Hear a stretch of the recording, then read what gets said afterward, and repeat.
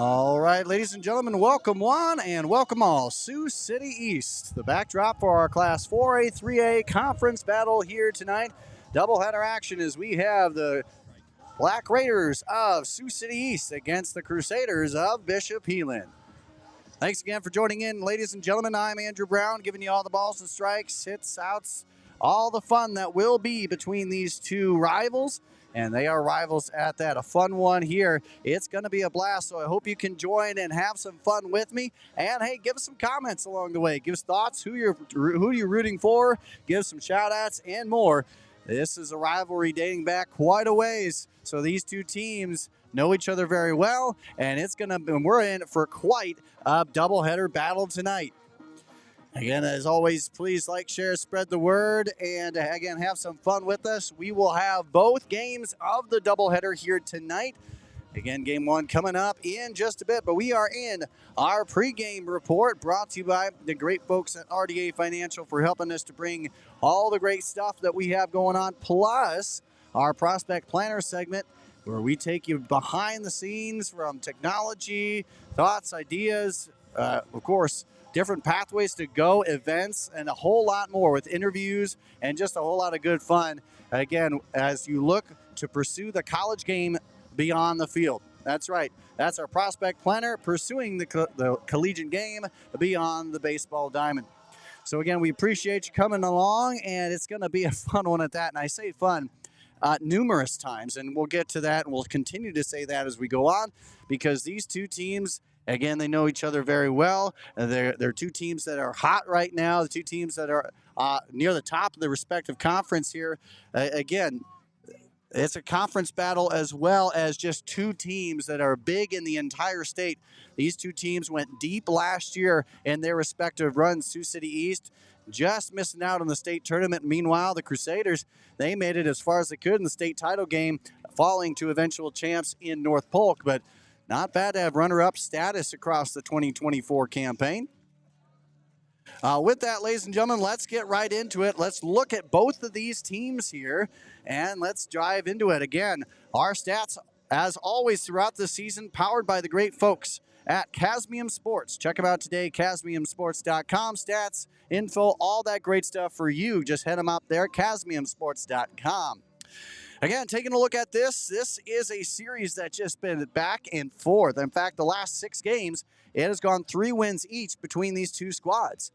And over the all-time series dating back to about 2009, 2010 when bound stats were last kept, this series has gone just slightly in favor of Heelan, 32-30. But again, it's anybody's game or anybody's games coming in to tonight's doubleheader action. We'll start by looking at the visiting team in the Crusaders here as they take a look. Last season, the only thing you could get better was winning the title game in which they were in for 3A. It was absolutely stellar for them. It was a fantastic year, and one that with that talent, with everything on that roster, it was not a surprise. In the end, 34-11, 23-5 in conference play. Those 34 wins marked the 14th 20-plus win season since that 09 campaign here for the Crusaders. And, of course, like I mentioned, they were runner-up only to North Polk. One team bested them in 3A. That was North Polk, and they took the crown again. Heelan 1 win away. As you take a look at the offensive ranks and defensive ranks, pitching-wise here in 3A for the Crusaders, offensively, this is a team that's not necessarily all that flashy, but they get the job done, as you can see by their 11-win mark here entering today's contest. In terms of hits, 21st in the class, 29th in RBIs, 15th in total bases. But, hey, here is where Heelan's bread and butter has been over the last several years, and we've seen guys come through and make their mark. Bleeker, a big name pitching for Iowa. He was a big part of this team last year, but this year they're continuing that trend here. They're 12th in innings pitched, yet they are 4th overall in fewest hits allowed at 59. Strikeouts 9th in 110. So you look at keys to the game here, again brought to you by Casmium Sports.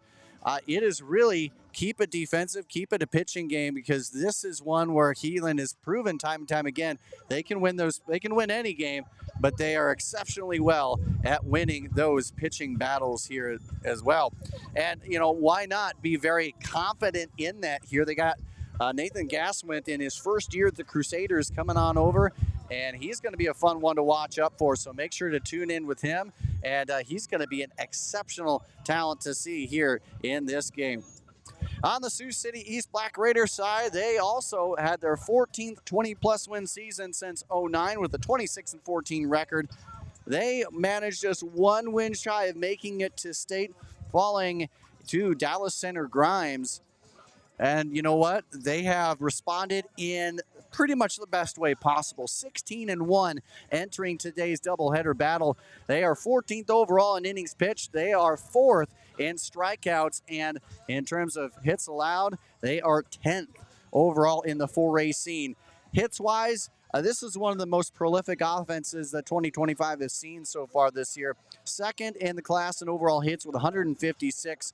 Second in RBIs with 135, and they are number 1 when it comes to the total base count. 141 ranks them first across all 4A teams. And again, that has been your team comparison brought to you by Casmium Sports. Check them out today, CasmiumSports.com, and check out what they can do for you. So let's take a look. Both of these teams have grinded through the season. It's been absolutely tough, yet they've come out on top most of the time here. Let's take a look at the visiting Crusaders here as we look at the road so far, brought to you by Insulights, the LED flashing insulated light that you can see from up to half a mile or more away. No shocking yourself to test if your fence is working. No, just pick place onto any type of post, any type of wire, and voila. From the comforts of your car, wait, let me take that back. The comforts of your own home, you know that your fence is working properly with the help of Insulights. Check them out today at Insulights.com. So the road so far, we take a look at the last 6 games for the Crusaders. It started out with a split against Sioux City North, and then it's been Sweepsville against Sioux City West and a big sweep against Sergeant Bluff Luton. They took down Council Bluffs Abraham Lincoln as well. Their only blemish of the week going against Remsen St. Mary's in 12-4 loss, but they rebounded against Bishop Garrigan, winning that battle 6-1. And now let's move on over to the Black Raiders of Sioux City East. The road so far for them brought to you by the Batting Donut. Make sure to check that out. They come in 9 and 16-ounce sizes, goes right on your bat.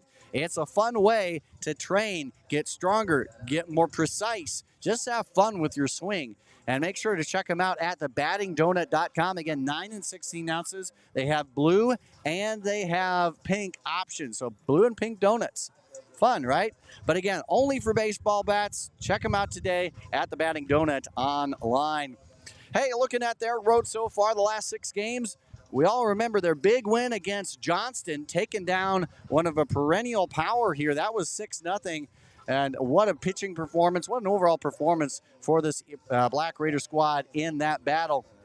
They also had doubleheader sweeps over at Lamar's and Sioux City West. They took down Fort Dodge in a tough battle 7-2. Took down a newly ranked 3A squad in Humboldt 5-4 before taking down Carroll 15-1 in their last battle leading up to this game. So again, that's been your road so far, brought to you by the Batting Donut. Make sure to check them out at battingdonut.com. Hey, let's go ahead and now take a look at what the field will be looking like when we take a look at those two teams. We start with the defense.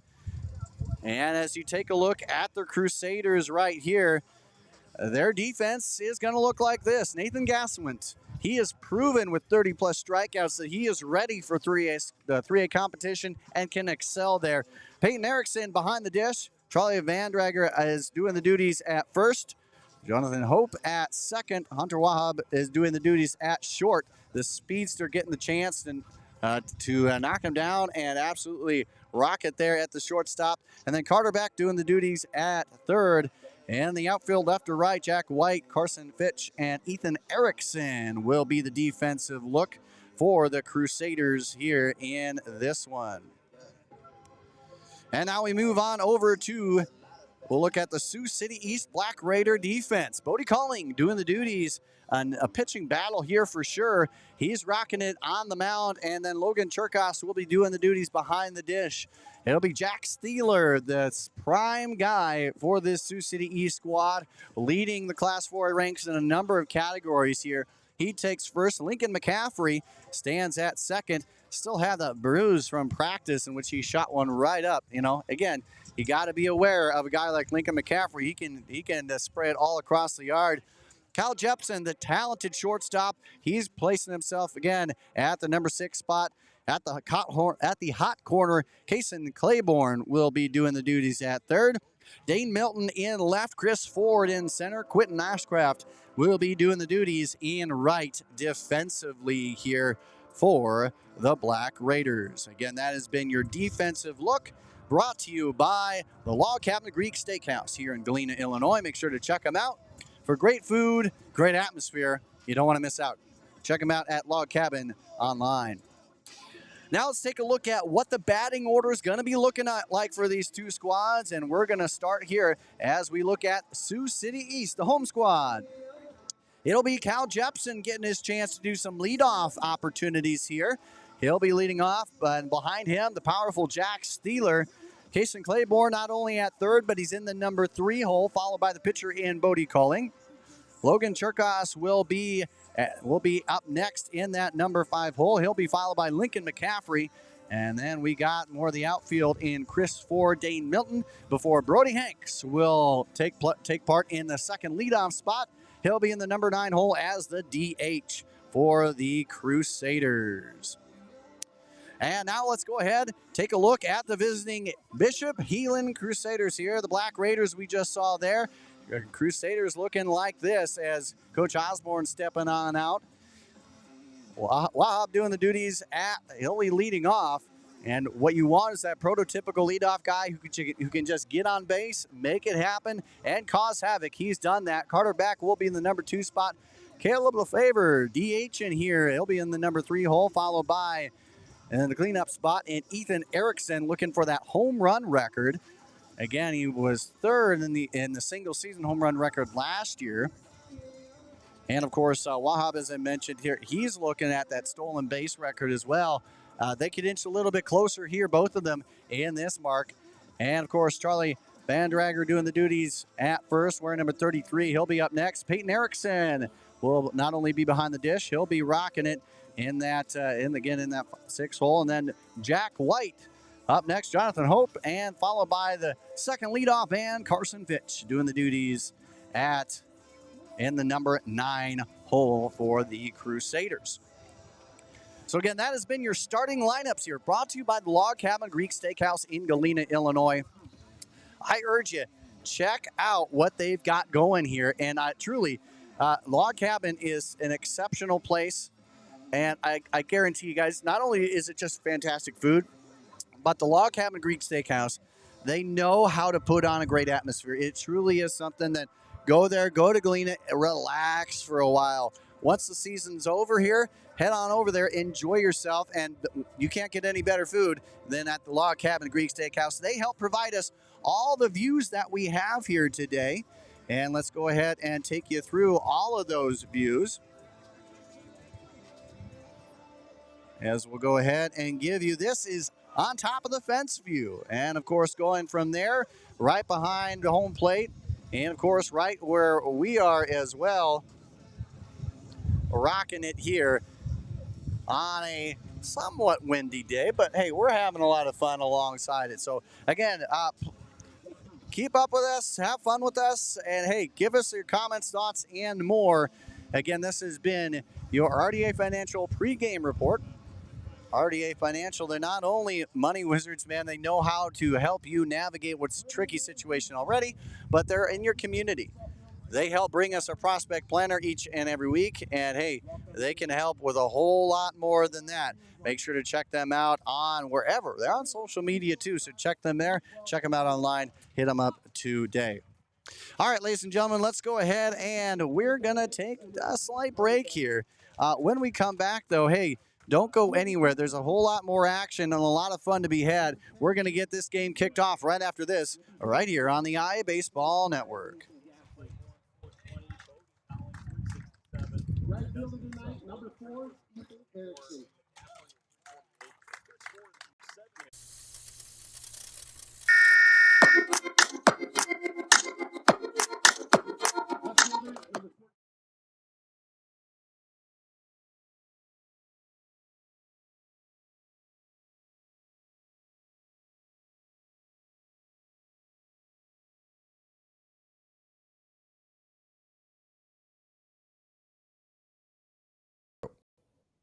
RDA Financial Network is a proud sponsor of IABaseball.com. RDA supports the sport of baseball in the state of Iowa.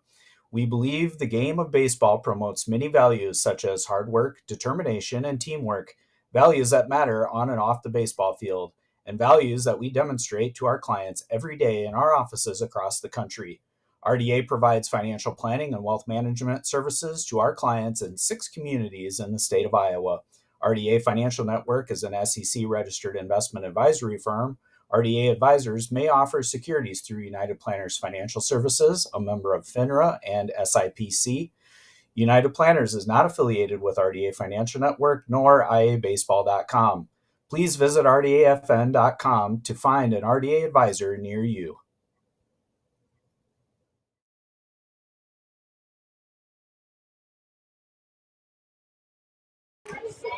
Hey, ladies and gentlemen, Andrew Brown here with IA Baseball. I'm here at the PBR Spring League, but man, there's a whole lot of good that I want to talk to you about outside of what's happening on the fields, and that includes the batting donut. That's right here. The batting donut, I would urge anybody to check out. It is a really cool way to help improve your confidence and boost your energy, boost your endurance, all by slipping this onto your bat. That's it. And hey, look at that. You got sprinkles, you got everything. It's the whole package. And by the way, they come in pink as well. They come in 9 and 16 ounce versions. So go ahead and check that out as soon as you get the chance. A great way to help boost your swing and boost the confidence of your swing as well. So again, if you get the chance, hey, check out the Batting Donut and check them out at the Batting Donut online or hit them up at sweetenyourswing.com. And while you're there, let them know that IA Baseball sent you.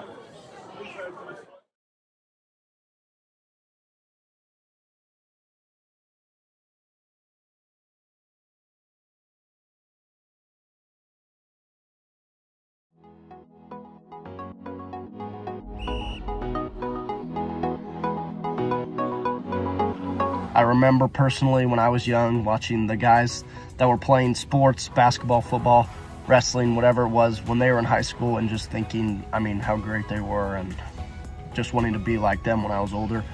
So yeah, we are definitely always role models for those younger kids, those middle schoolers.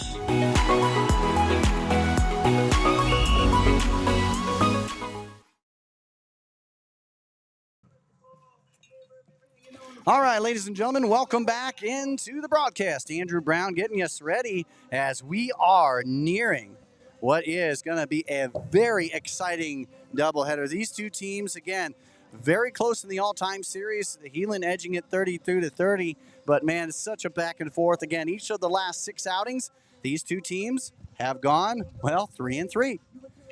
It comes as really no surprise in the grand scheme of things. These two teams absolutely rocking it. They're doing a fantastic job, and we can't wait here. This is a calendar circling type of game here. These two teams coming in hot. These two teams coming in both with under the last 6 games with doubleheader sweeps under their belts. So these are two teams with 2 pitchers rocking it here. Bodie Collings doing the duties to start things up here for the Black Raiders here, and he's had a very efficient time so far. 17 innings, 17 strikeouts. He's ushered just 2 walks on the season, just 2 through his 17 innings. He's held teams to just a 180 average on the year, so not getting a lot of productive barrels when it comes to that. So he is certainly a guy that you're going to have to look out for. And you just kind of have to play around with. Let's go ahead and get stuff ready, ladies and gentlemen. Let's get rocking. Hunter Wahab doing the duties to kick things off. The prototypical leadoff man's got speed, got power, got everything you want in somebody that can start things off. And here we go, the first pitch. That one dialed in there for strike one.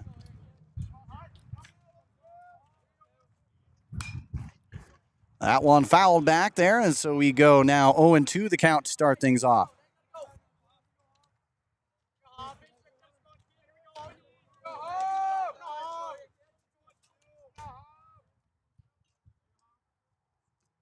That one easily lays off there. Nicely done here. Bob, the senior, having a good year so far. 382, 16 total bases. He has driven in 5 in his time so far.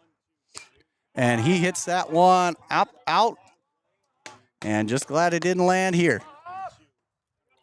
You can already tell a lot of battling going on, and it's just we're into 4-pitch territory now. The look from Calling the fire. And that one caught the outside corner, and that's strike one. That's how we kick things off. We start the game with a Calling strikeout. Make that now 18 on the year for Calling. And now Carter Beck stepping up to the plate, getting his chance to rock it. He's had a good year too, 333, 17 total bases, 6 runs driven in. And he'll start his at-bat with strike one.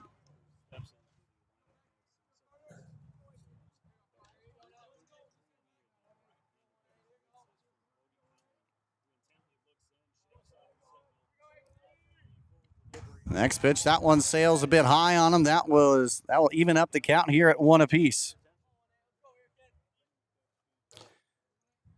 So again, thanks for everyone for tuning in. That one in on just off the hip here, strike two.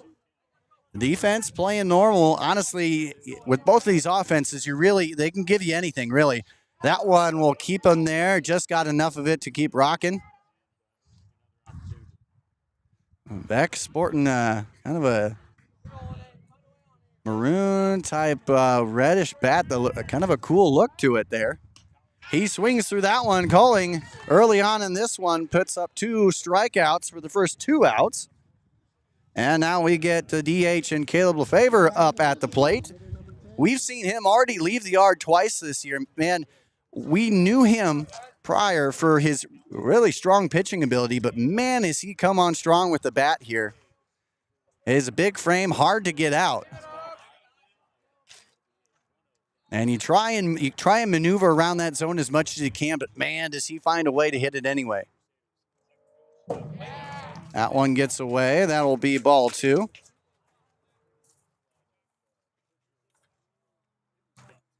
In the end, you kind of got to be a little bit anyway.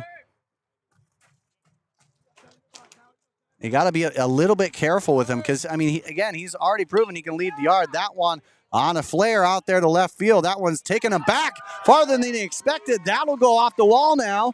And Caleb Lefevre with some surprise tactics there. That one caught Milton off guard just a little bit. And now he'll stand on second with a stand-up double. That one looked like it may be a little bit more shallow of a hit, but in the end, that had wings and that carried a little bit.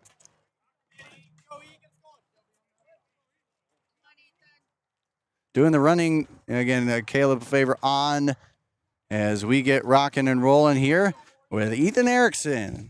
He has a lot of pop in his bat. We've seen it, and we got the chance to see him at the PBR Iowa Spring League games. And, man, first time we saw it, first out of the gates, he ended up sending one over the fence there. So this is a guy who can ambush you, who can take you deep, who can take that count deep. So doesn't really matter how you swing it. This is a very powerful bat here. So 0-1, runner on second. There is 2 down now. And a little off-speed pitch has him swinging out in front, 2-strike count. Calling has started off pretty strong so far. He's had a couple strikeouts to give up that double. But in the end, we sit here rocking it. 0-2, here's 2 strikes. And the delivery, that one in the dirt. Nicely done by Cherkas behind the dish there.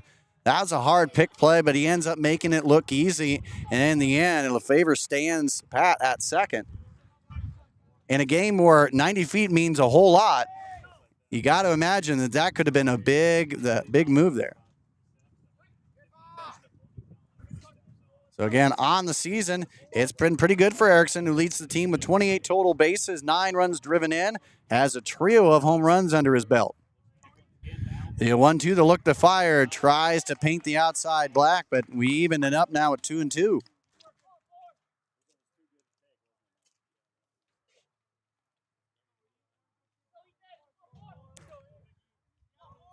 Erickson has had a trio of hits over the course of the last few games against Sioux City East. That one on the outer edge, and that rings him up. Bodie Culling doing Omen's work to start things off as he gets 3 strikeouts, and that double with 2 outs is all for naught, as now we head on to the bottom half of the inning. So 1 hit, no runs, 1 runner left on base for the Crusaders. It's time now for Sioux City East to go up. It'll be Jepson, Thieler, and Claiborne when we return. Hey, don't go anywhere. More from the Log Cabin Greek Steakhouse broadcast right here on the iBaseball Network.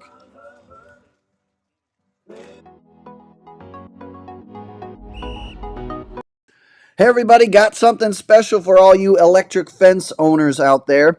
It's called Insolites, the LED flashing insulated light that you can see from up to half a mile or more away. It's so great you can see it from the comforts of your car or even your own home. That's right, you can put it onto almost any type of post out there, run the wire right through it, and that's all you need to do. Because Insolites goes with the pulse of the fence. So if there is no pulse, there is no flashing light, helping you locate where a problem may be or where a problem may exist that you didn't know was happening. It's simple as that. So you don't need to ground anything, add any bulky equipment, or shock yourself to test if your fence is working. All you need to do today is head to insolites.com and get you some, and you will not be disappointed. It's simplicity at its finest. So go ahead to insolites.com today and get you some. Oh, and by the way, make sure to tell them that IA Baseball sent you.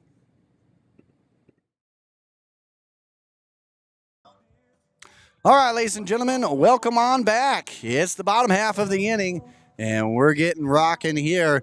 On the mound is a guy we've known very well in the 1A ranks prior, and this season his first trip into the 3A ranks, and he's making it look easy. Nathan Gassman has been as strong as you can be coming into this season. He has rocked it. He has made it look pretty easy here. 30 strikeouts on the season. Team's batting just .079 against him. Very tough. He's gone through 20 innings, so he's gone through the gauntlet already. And he has allowed just 6 earned runs, 11 walks, 7 hits. And he has gone against some of the tougher teams out there. We got the chance as well catch him at the PBR Iowa Spring League, and he mentioned he wanted to really home in on his repertoire, increase everything, get that velocity up there in a healthy way. I think that his mindset approaching how he gets velocity and speed was, again, well above his age.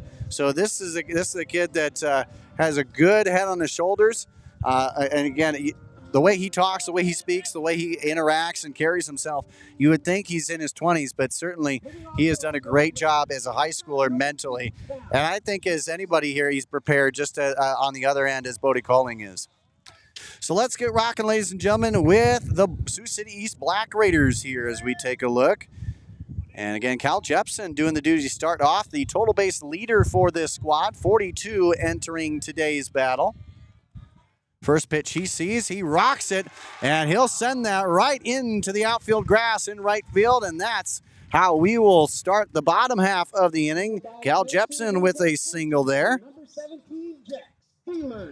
And again, that is a great view brought to you by the Log Cabin Greek Steakhouse here. Check them out today at Log Cabin online. Get yourself a reservation, have a lot of fun with it, and enjoy yourself. As we start back here, it was now Jack Steeler, who, again, we saw him last against Sergeant Bluff Luton, one-man wrecking crew, even though there was a lot of people in the production category there. And the first pitch he sees on the inner half will be strike 1. Gaswint, again, helped to bring Akron Westfield its 4th state tournament trip in program history last year. And now he's looking to add a potential second in a row here for the Crusaders. Corner is a little bit in here as Thieler swings through that one for strike 2. One of the things that you look at Thieler, he's a guy that's prototypical for colleges to want at the next level. He's got a lot of speed that, sometimes you look at the frame, the big frame, you think, man, maybe not a lot of speed, but he's got it. He's got speed and more under his belt. Speaking of speed, Jepson there, that one is shot right side. That will be center field. That'll land into the glove out there for Fitch as he will pick up a big out number 1. And now we go ahead to Kason Claiborne, who's stepping on up. So the one down, we got a runner on, and Claiborne, we've seen him leave the yard. We've seen him do a lot. He's a guy that brings a lot of energy and emotion, but he's also, again, as he gives a handshake to the umpire there, very respectful all around.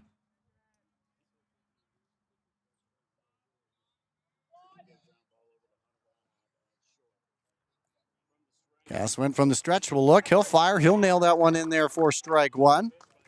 Both of these pitchers not afraid to go in there early, get that strike 1, strike 2, kind of their MO here.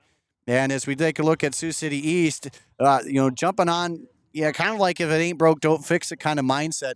That's what we're going to see here from them.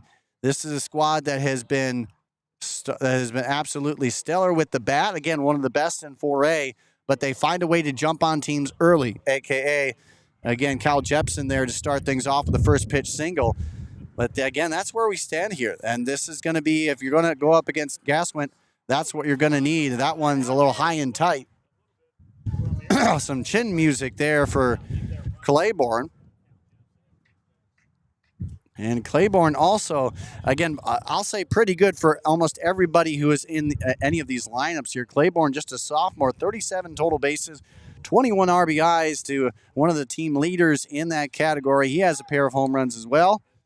That one outside, that will be for ball. The 2-1 count here, 1 down. Claiborne has been somewhat successful here. He's had a couple hits against this Heelan squad, but certainly would love to add some more to that mix. Here's a 2-1 count. The look, the fire, and Jepson taking off to second. The throw will not be in time. That will skirt away, and now Jepson will take on, and he'll fire down to third, and he'll stand there easily.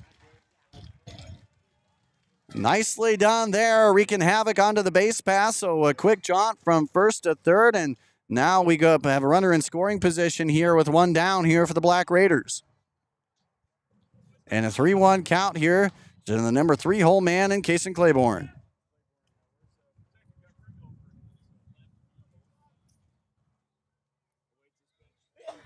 Now the look, the fire, that one is too far up and away, and that will put 2 runners on. We have now corners filled for Bodie Colling, trying to help his own cause here.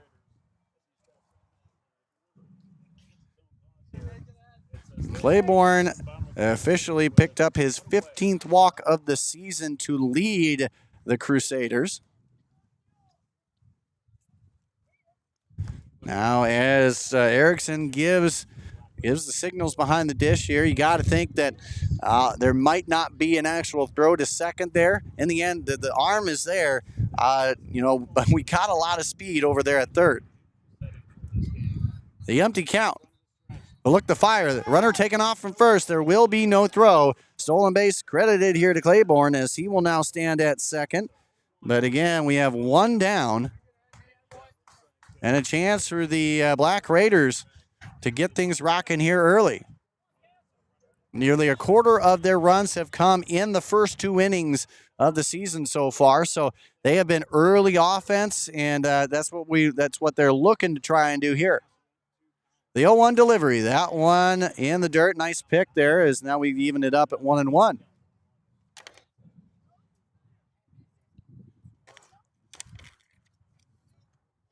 And Gaswint coming in at 30 strikeouts with 1 so far in this inning, make it 31. He needs one here with just one down in a tight situation. Here's the pitch. That one's sailing high, 2-1. So we'll look to see where they go from here. In the end, East, as they get their thoughts, get the numbers, and it gets relayed here. Very capable of laying down some small ball action. Then again, Bodie Calling, he's one of those selfless guys Coach Miller talked about, willing to really step in and do whatever is needed and actually get it done. You know, this entire lineup is impressive with guys to do that. Really, I mean, you look anywhere on this field right now, it's impressive from Heelan all the way to Sioux City East. Right now we have a 3-1 count. Gass went on the mound in one of his arguably toughest tests here of the 2025 campaign. That one too far outside, and now we have bases juiced full of Black Raiders. And now Coach will come on out to have a little bit of a conversation here. And again, this is one not more than probably just a calm down, right? Calming down, see what's going on. At the plate, our catcher, number 8, Logan Turkey. In the end, you can't really be, and this is a tough situation here. Gass went to, again, has gone from really, again, a good conference in the War Eagle. Now he goes up to the 3A ranks, and Heelan continually plays, again, either up to class or top level talent in their class. So you really get no days off in essentially when it boils all down. Again, you know that Gaswin is a guy that once he gets rolling, once he gets that rhythm going, it's just really tough to stop him. So we'll have to see what goes on. But again, I think that this is just more of a, hey, let's calm down. Here's what our assignments are. Here's what we're looking at. In the end, this is a pitcher well capable, more than capable, of finding his way out of a jam.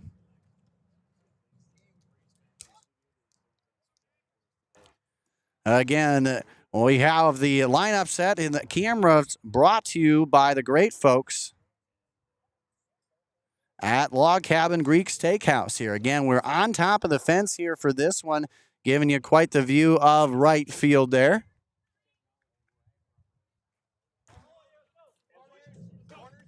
Of course, behind home plate as well as a look down the line at third.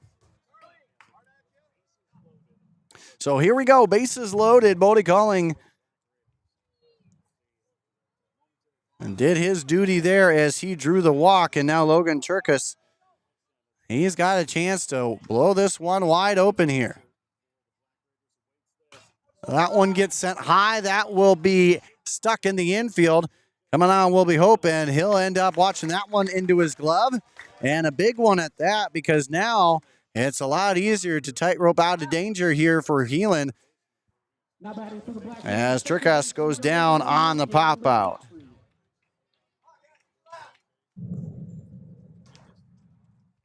And so now Lincoln McCaffrey stepping on up.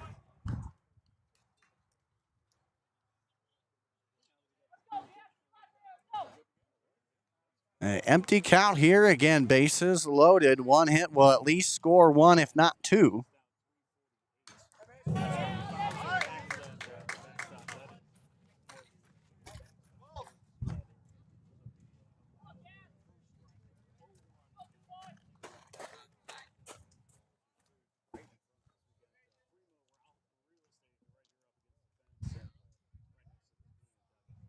So the 0-1 count.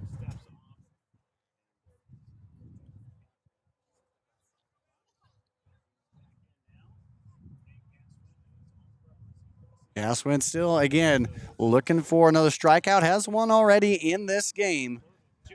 The 0-1 count and trying to get out number 3 here. McCaffrey sends that one high. That one's out there into right field. Coming on with the catch will be the right fielder in Ethan Erickson, as he'll catch that one for out number 3.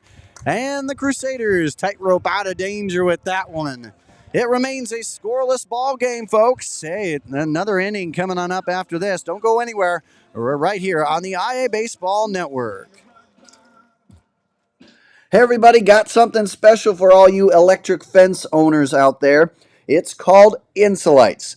the LED flashing insulated light that you can see from up to half a mile or more away. It's so great you can see it from the comforts of your car or even your own home. That's right, you can put it onto almost any type of post out there, run the wire right through it, and that's all you need to do. Because Insulites goes with the pulse of the fence. So if there is no pulse, there is no flashing light, helping you locate where a problem may be or where a problem may exist that you didn't know was happening.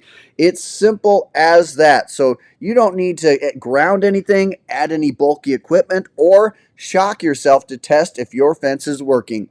All you need to do today is head to insulites.com and get you some, and you will not be disappointed. It's simplicity at its finest. So go ahead to insulites.com today and get you some. Oh, and by the way, make sure to tell them that IA Baseball sent you.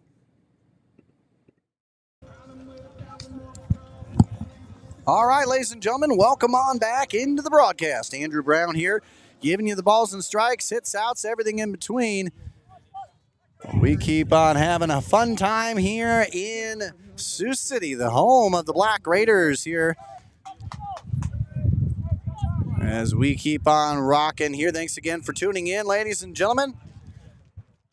We get more action here now as we will get rocking here. Just making sure my notes, everything's set and ready to go.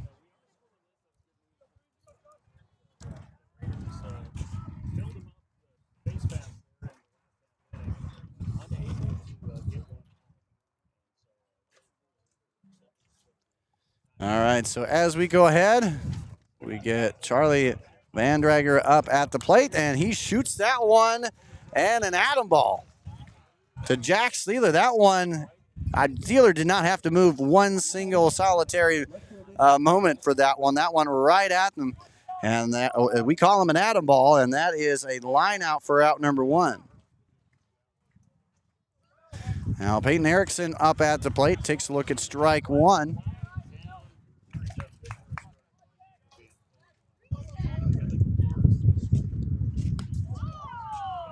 That one, you have to get out of the way of danger there. Erickson on the year, 10 total bases here. He has driven in 5 himself. And now we have a 1-2 count here.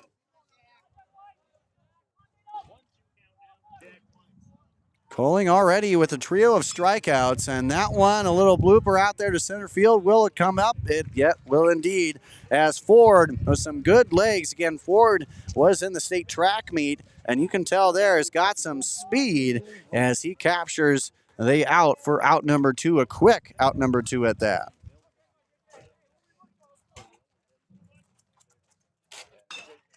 And the first pitch, that is a slow roller out there to second to pick up the fire from McCaffrey. Will get the out. So not much in the way of productivity offensively for the Crusaders. They go down 1, 2, and 3. And just like that, we're heading up to the bottom half here, as it will be Ford, Milton, and Hanks when we return right here on the IA Baseball Network.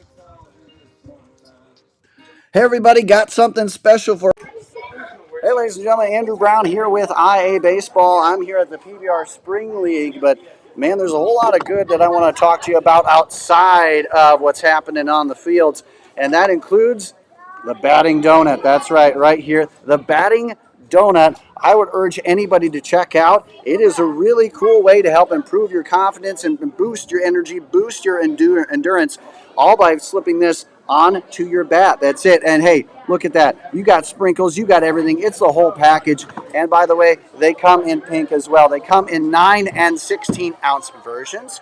So go ahead and check that out as soon as you get the chance. A great way to help boost your swing and boost the confidence of your swing as well. So again, if you get the chance, hey, check out the Batting Donut and check them out at the Batting Donut online, or hit them up at sweetenorswing.com. And while you're there, let them know that IA Baseball sent you.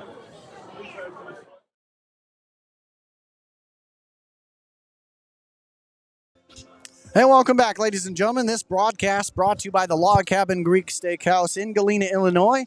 They're helping to bring us the multi-camera setup that we got going on here, and again, having a lot of fun with it down the third base line and, of course, behind the plate as well. Plenty of great options there, so we keep on rolling. And now as we keep on rolling, it will be Chris Ford. He'll get the chance to rock it here in his first at-bat of the game.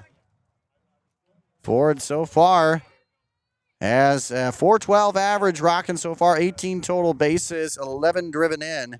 He does have 2 extra base hits, one of them a home run, which we saw against Sergeant Bluff-Luton. And that one is laced out there, and that will find the outfield grass. And that's how we start things off here with the bottom of the second single here by Ford. And now Dane Milton get the chance. We'll see what he's up to here. Milton so far, 10 total bases for him as well, a pair of RBIs on the season.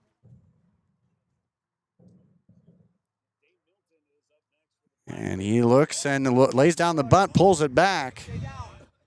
In the end, ball 1.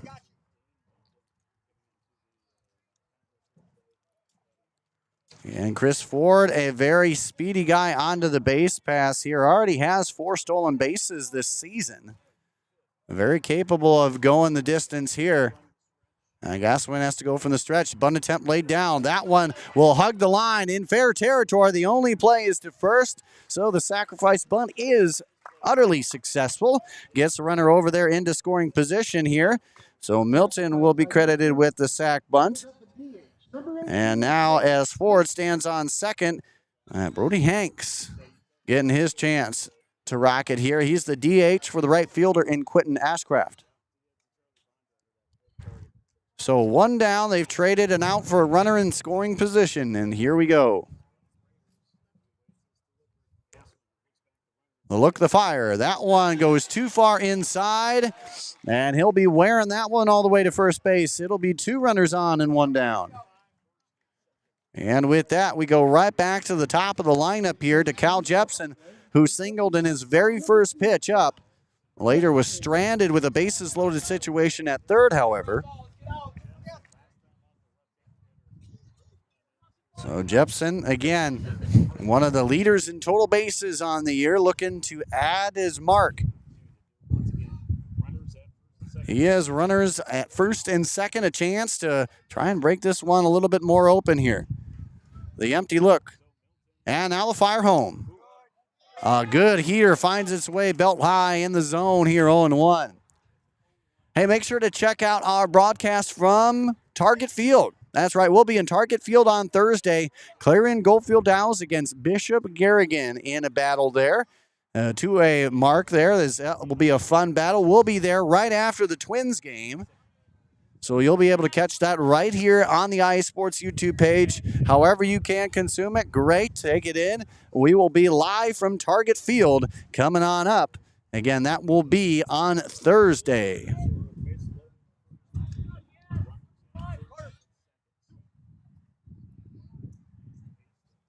So the 1-1 count. No look, now the fire. A check swings on that one in the end. No go, 2-1 here the count. We're still scoreless, but we have had runners in scoring position for the Black Raiders each of these 2 innings so far.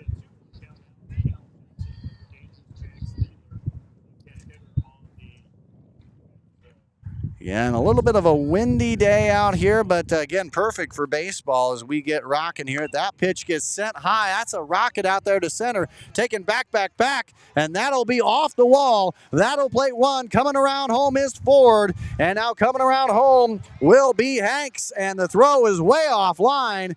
And with that, a play at third will not be had. So a double turned triple there. And now the Black Raiders are in good standing here as they play 2 with nobody out, with 1 out. 2 RBIs for Jepson brings to the plate the first baseman, number 17, Jack Heelan. So now Jack Steeler with a runner on third following the Jepson double turned triple. Steelers strikeout victim his first time up. Representing the 6th batter of the inning for the Black Raiders.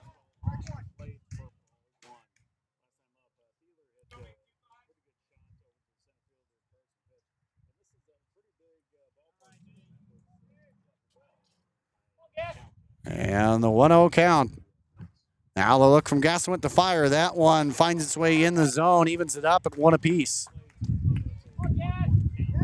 So again, it was a Kyle Jepson extra base hit that landed in center field and plated 2, cleared the bases aside from him. And now he looks like a chance to head on home. That one gets hit high. That's tailing out there towards the fence, though. Coming on with an attempt, and nice try there by Beck.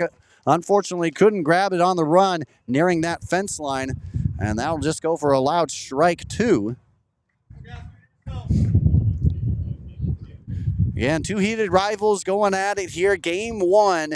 We will have Game 2 of the Twin Bill coming on up in a separate broadcast after, but make sure to stay locked in on the IA Sports YouTube page.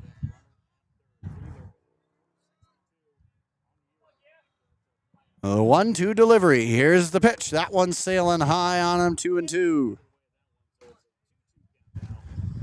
Thielen, who has been in the running multiple weeks for performance of the week, has again had a standing and stellar senior year here.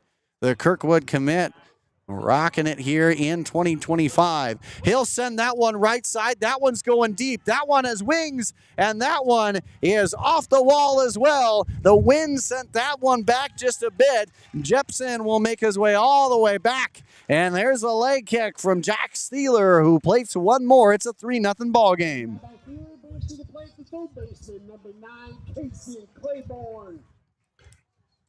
So still with 1 down, Kason Claiborne stepping on up to the plate. Back-to-back RBI extra base hits. And the Black Raiders are out in front 3-0 as Kason Claiborne, who walked his last time and stole a base, tries to add to the mark here. Gas went with the fire. That one gets hit high. That one will barely breach the outfield. And coming on will be Hope Hill, unable to catch that one.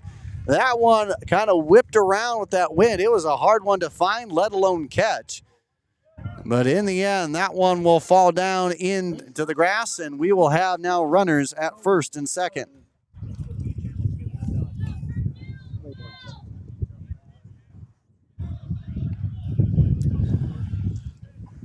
So following the error, we get the chance now to step up and see Bodie Calling trying to help out his own cause. He walked last time.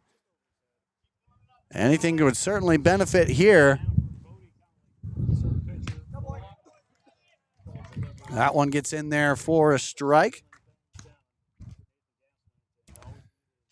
Gaswin looking for strikeout number 2 here, which would be a big boost for him. And the Crusaders, who find themselves down again 3-0. The look, now the fire home. That breaker nicely done. Had him guessing in a quick 0-2 hole. And again, the number 4 hole hitter, the cleanup spot.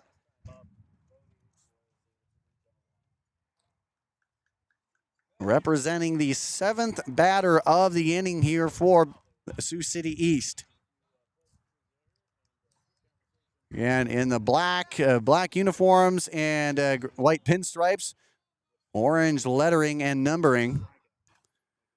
Crusaders gray pants, blue tops, and gold numbering. That one gets hit high. That wind blowing that one in. Coming on a race will be the right fielder and Ethan Erickson, as he'll camp out and grab that one for a nice out number 2. Now batting for the Black Raiders, catcher number 8, Logan Churkis.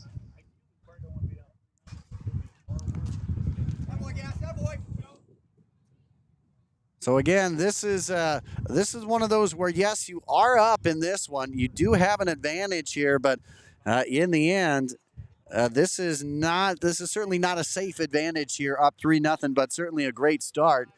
As Logan Churkis stepping on up, he popped out his first time up.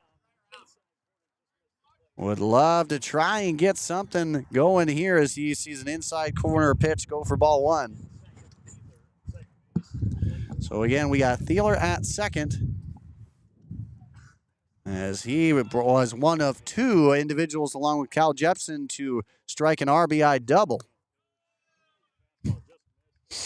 And that heater not quite in the zone. We go 2-0 the count. And again, Sioux City East coming in with a 16-1 record, nearly unblemished on the year. 11-3, the Crusaders as they enter game one. The look, and that one, a nice spinner, but unfortunately couldn't find the zone. We now go to a 3-0 count. Coach Miller praised about the patience that the Sioux City East squad has had this season, being patient and finding the pitch when they need be, being okay with fighting some off, being okay with being patient at the plate. And right now we have a 3-0 count. That one wisely laid off, and now we have runners juiced for the second straight inning for the Crusaders, or for the Black Raiders, excuse me. Lincoln McCaffrey with a chance to do something here. Again, he represents batter number 9 in the inning. Last time up, he flew out, but would certainly like to help out his own cause here.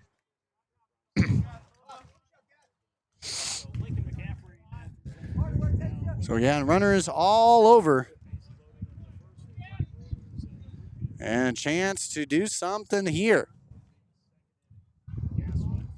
Gas went from the stretch. We'll dial that one in there for strike one. Again, one of the keys to the game for Black Raiders is jump out, do what they've done. Really, nearly a quarter of their runs have come in the first 2 innings. And hey, we're already at a 3-0 advantage for them here in this one.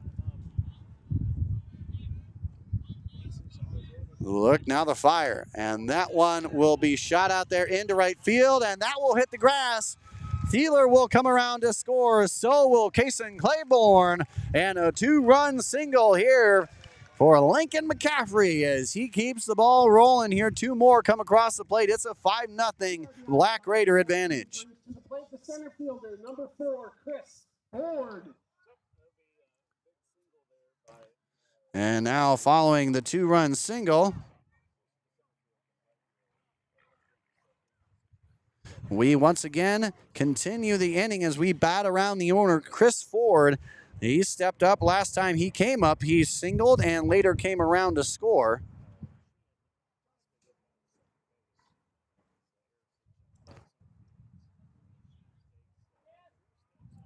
And now would certainly like to add even more to what's already gone on. That one sails too high, laid off, ball 1. Again, arguably the toughest test here on the mound for Nathan Gaswint, who really has done pretty good work so far with 30 strikeouts to lead this team entering today's game. Trying to keep them honest over there at first. Good luck.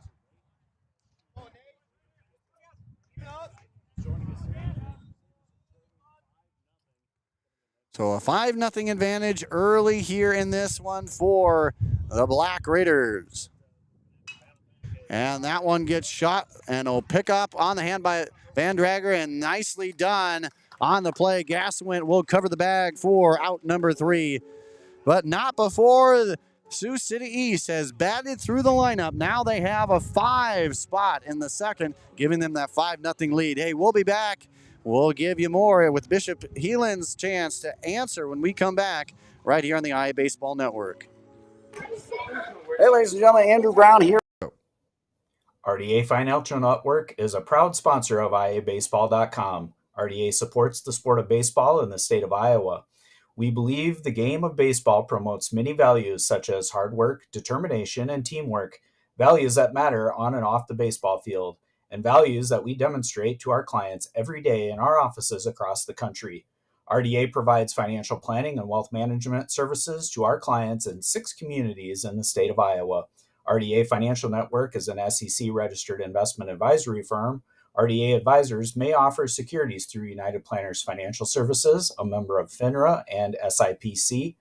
United Planners is not affiliated with RDA Financial Network nor IABaseball.com.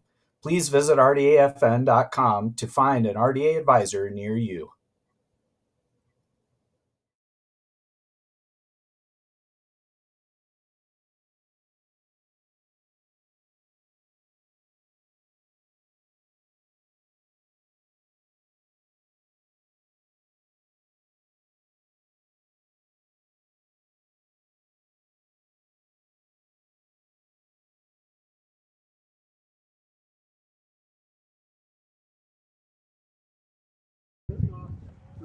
All right, ladies and gentlemen, welcome back. It's top of inning number 3, and the Crusaders got a little bit of a hill to climb here, although it's the offense to do it. They certainly got the capability, and they're going to try and get things rocking here.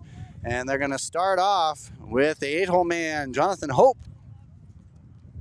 And he slings that one right side, but a nice play out there by McCaffrey. He'll field that one for the out. So the top of the third on a first pitch will end up going for out number 1 on the 4-3 putout. And Carson Fitch getting the chance to step on up.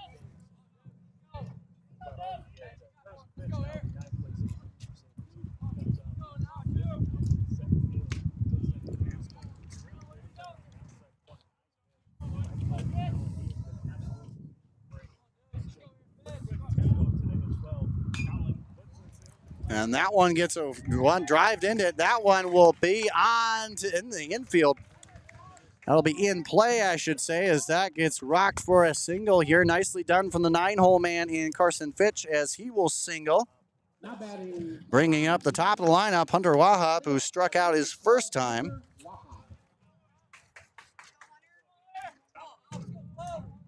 So with one down, Wahab, who's been, again, a speedy guy looking to try and grab that stolen base record.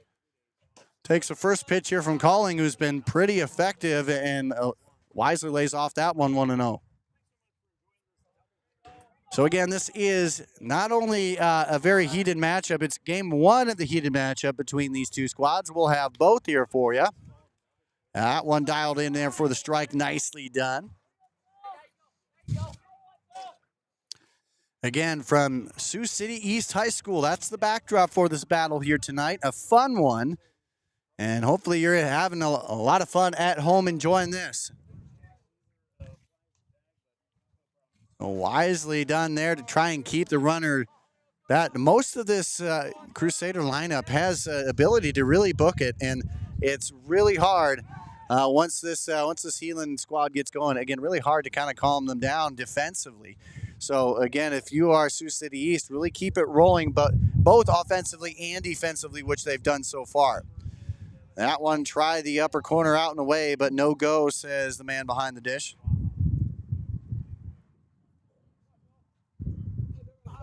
Again, corners just a bit in. Double play depth for the Black Raiders defensively here.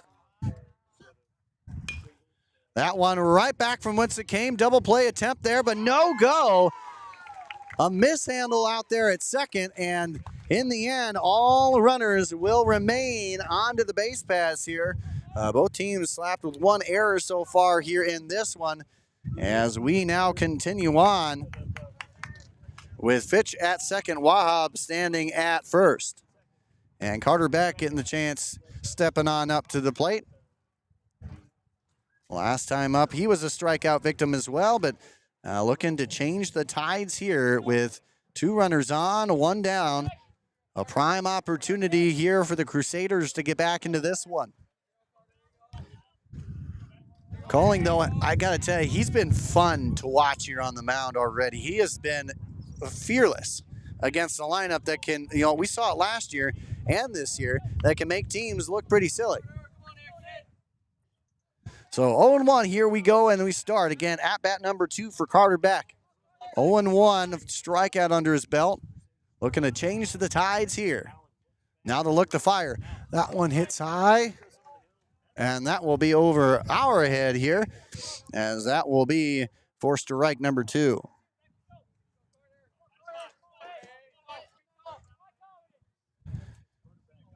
So again, hey, make sure to check out what we've got going on our High and Tight program every Monday, and you'll be able to catch that on IA Sports YouTube right here as well.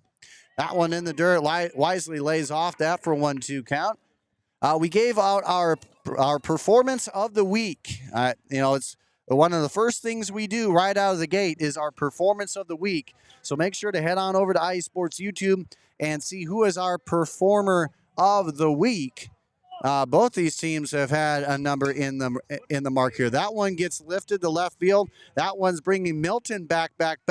But on the warning track, he will catch that one. Runners will advance. And so a productive out here for the number 2 hole man. Now batting number 10, Caleb. So with 2 down now, Caleb Lefevre, who struck a double his first time up, trying to rock something here. He has a good situation going, 2 runners on, but there have been 2 out. They're trying to answer the 5-run bottom of the second put on by the Black Raiders. Normal depth all around here as that pitch goes too far away for ball 1. Again, we also have our Amazing Scene This Week segment on our High and Tight, where videos from you about amazing things, big hits, big plays made, all that kind of stuff. From flashing the leather to deep balls, we've got it all covered. Again, a lot of great videos here that we really appreciate you sending in so that we can highlight those guys, again, on our broadcast and across our social media platforms. So the 1-1 count, the look, the fire, and he gets it in there, strike 2.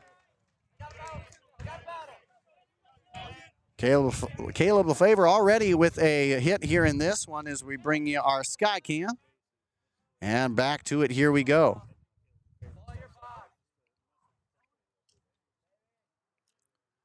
Calling steps off just a bit. And we get rocking here once again. Calling will be from the windup. Now the pitch, that one nicely done by Cherkos behind the plate, keeping that one in front of him. In the meantime, we bring it even at 2-2.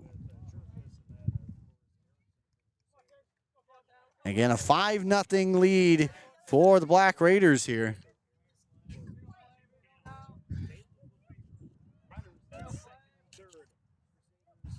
And we have a pause here. And Sioux City East, 11 wins entering the contest today. That one gets sent out of play. And I don't know, maybe a lucky fan gets a souvenir that they didn't want, but in the end, didn't hear anything. So we continue to rock it. 2 balls, 2 strikes, 2 down, 2 on. Tried to be the maestro there and paint the outside corner, but could not find it. Brings it full now, 3-2. Calling, looking for strikeout number 4. That one will not be it. That one will be laced out there to right field. The Crusaders are now on the board. Coming on home, there will be no play. The mishandle will bring in 2. And so just like that, Caleb Lefevre keeping his strong offensive season going. He plates 2 on the 2 RBI single. Now batting for Heelan, right fielder, number 4, That was well done. He went deep with that count, 2 strikes. He didn't let it get to him there. Found that pitch as now we get Ethan Erickson. They get the chance to come on up and do something here. Swings through that one for strike 1. Last time up, he struck out. But again, this is a guy that with, I believe, 9 home runs last year, ranked 3rd in the single season mark for the Crusaders. Would love to add one here. That one on the chopper to Claiborne. He'll pick and fire across the diamond, and he'll capture out number 3. But not before Sioux City. Bishop Heelan picks up 2 more, and now they cut into this lead. It's a 5-2 ball game as we get the bottom of inning number 3 rocking up here for you. And when we come back, it'll be Milton, Hanks, and Jepson when we return right here on the iBaseball Network. RDA Financial Network is a proud sponsor of iabaseball.com. RDA supports the sport of baseball in the state of Iowa. We believe the game of baseball promotes many values such as hard work, determination, and teamwork, values that matter on and off the baseball field, and values that we demonstrate to our clients every day in our offices across the country. RDA provides financial planning and wealth management services to our clients in 6 communities in the state of Iowa. RDA Financial Network is an SEC-registered investment advisory firm. RDA advisors may offer securities through United Planners Financial Services, a member of FINRA and SIPC. United Planners is not affiliated with RDA Financial Network nor iabaseball.com. Please visit rdafn.com to find an RDA advisor near you.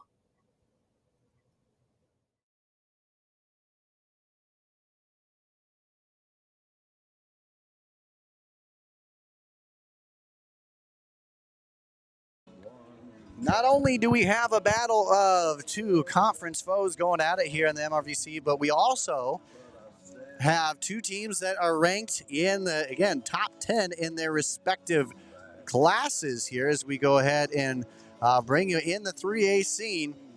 The Crusaders have steadily creeped on up here, and now they rank as the number 5 team in all of Class 3A. Meanwhile, for the Black Raiders of Sioux City East, I should say, it is the number 3 spot as they continue to move on up. Again, number 3 in the 4A polls. Again, Bishop Heelan, number 5 in the 3A polls. Sioux City East, number 3 in the 4A polls. So let's get back to it. We keep rocking here as we get Dane Milton stepping on up. And he takes a look at strike 1 for his first time here in at bat number 2. Last time up, a sacrifice bunt. So officially empty for his count on the day. Now the look to fire is healthy swing, but can't come up with that one. Now we go 0-2. Again, it was a 5-run second inning for the Black Raiders, who have come up and again lead this one now by a 5-2 mark after the Crusaders picked up 2 of their own in the top half of inning number 3. And with that, Gaswin picks up his second strikeout of the game, a nice one at that, as he starts off the inning pretty strong. And now we go to Brody Hanks, who was hit by pitch his first time up.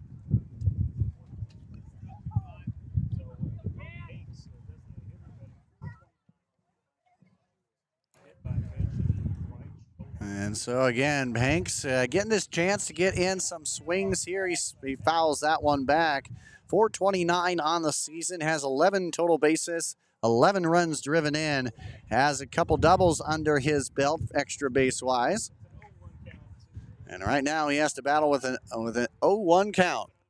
And 1 down, Gaswin on the mound. The look to fire the throw. Tries to spin one on the outer edge, but no go, says the blue behind the dish. 1-1.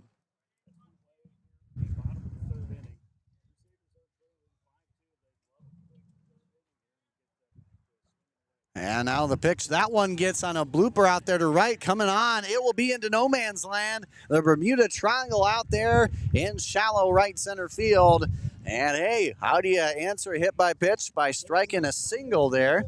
As now he gets his first hit of the game and the top of the Black Raider lineup back at it again here with Cal Jepson. Jepson so far, well, he's done what he's needed to do. 2 at-bats, 2 hits, 2 runs driven in.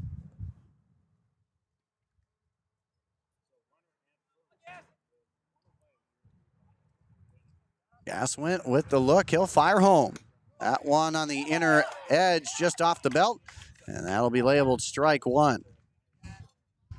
That right side of the plate sure is getting a lot of attention here, but it's been consistent. So in the end, you can't really grind all that much, but in the end, right now, Jepson looking at a 0-1 count. That one will get fired out there to the right. That will be into the outfield grass, and that will advance both runners here. Now we get runners on second and third, and again, show that money right there as we now get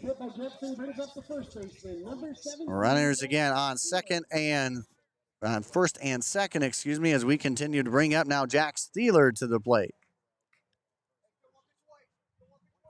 Steeler so far is 1 for 2, an RBI double back in the second. He takes a look at that one. Couldn't quite find the zone here. We go 1-0 the count.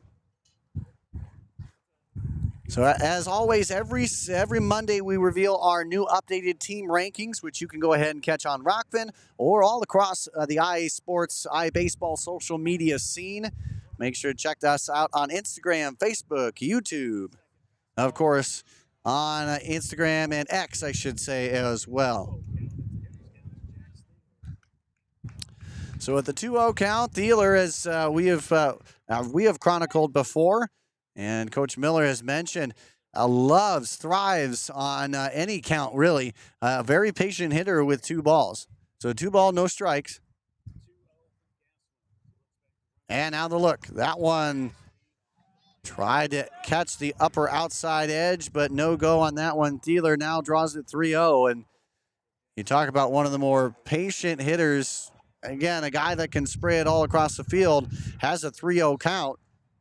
We'll see if he gets the green light to start swinging here.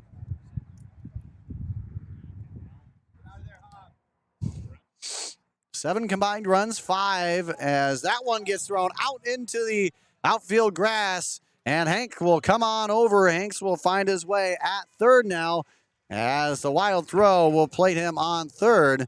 And a chance with runners on first and second now to do even more damage. A good thought, though, by Gaswin on the mound. Just the execution on it, that's what fell apart just a bit there.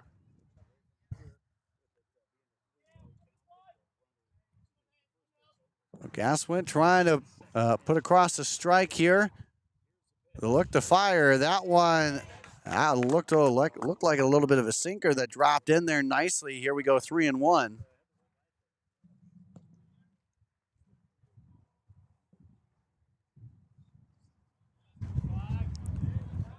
So the 3-1 count, trying to add something here to the mix. Here's the pitch. And that one will go for strike 2. Thielen thought that was ball 4.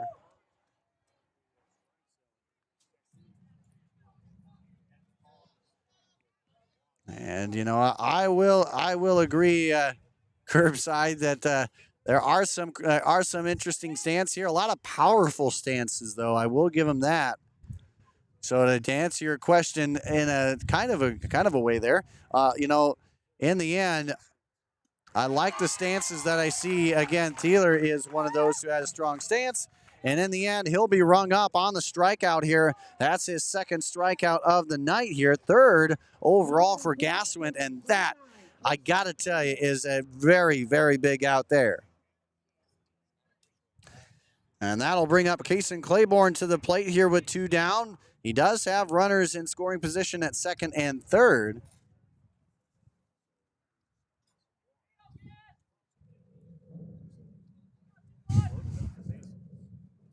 So the empty count here with 2 down. Gaswin trying to get out of this one here.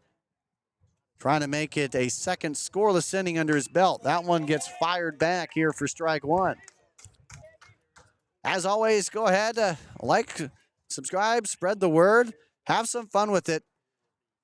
Give us your thoughts and more. We want to hear from you, not only now, but on our High and Tight program, which we go, again, every Monday, where we give you our Performance of the Week winner, amazing video seen this week, and some cool conversations in the process. That one and a 2-hopper out there to short. The pick from Wahab. The fire across the diamond. He got him.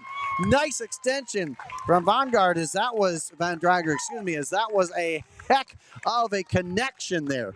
Wow. That's how you play on the run, third base side. Tough play in the end. Shortstop nails him at first. So no runs crossing the plate here. And despite some action onto the base pass here for the Crusaders, they will come up empty onto the scoreboard, and we will complete 3. We'll be back with more after this here on the IA Baseball Network. RDA Final Turn. Hey everybody, got something special for all you electric fence owners out there. It's called Insulites, the LED flashing insulated light that you can see from up to half a mile or more away. It's so great you can see it from the comforts of your car or even your own home. That's right, you can put it onto almost any type of post out there, run the wire right through it, and that's all you need to do. Because Insulites goes with the pulse of the fence. So if there is no pulse, there is no flashing light, helping you locate where a problem may be or where a problem may exist that you didn't know was happening. It's simple as that. So you don't need to ground anything, add any bulky equipment, or shock yourself to test if your fence is working. All you need to do today is head to insulites.com and get you some, and you will not be disappointed. It's simplicity at its finest. So go ahead to Insolites.com today and get you some.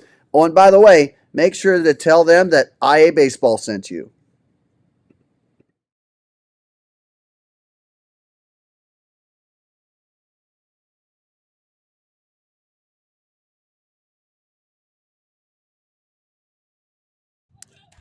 Hey, welcome back, ladies and gentlemen. Charlie Von Drager doing the duties, kicking us off here in the top half of a brand new inning. It's inning number 4. He starts off with strike 1 here to begin his second at bat of the day so far. 0 for 1 with a line out in his first trip. Quickly finds himself down 0-2. He had that atom ball drilled right to Jack Steeler at first, his first time up. This time chops one foul, leaves it at an 0-2 count.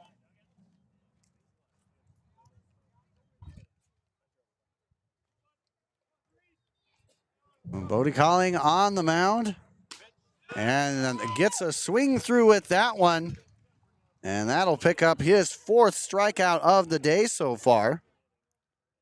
First strikeout since the first inning here for number 10.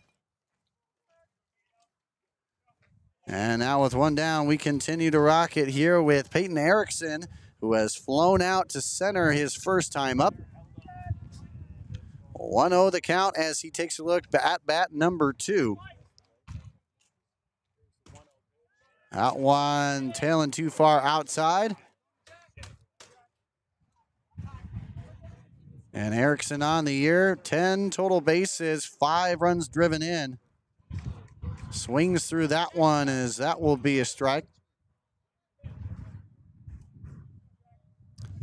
So a 2-1 the count. There has been one down. Bodie Colling's been pretty good so far. That one gets drilled out there, and that will find the grass comfortably anyway, out in right center field. So Erickson picks up his first hit of the game, keeps the train rolling here with one down, and now with one runner on.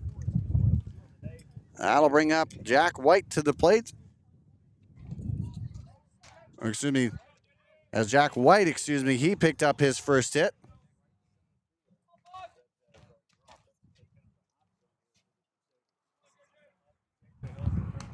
And now taking a look at that one for strike 1.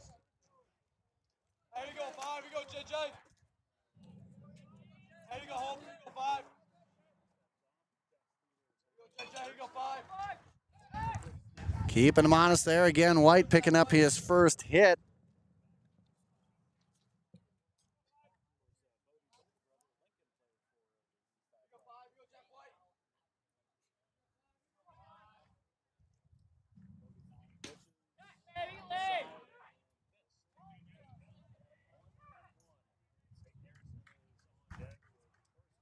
So again, with the 1-1 count here, and Erickson standing on deck. White now with his first hit of the ball game.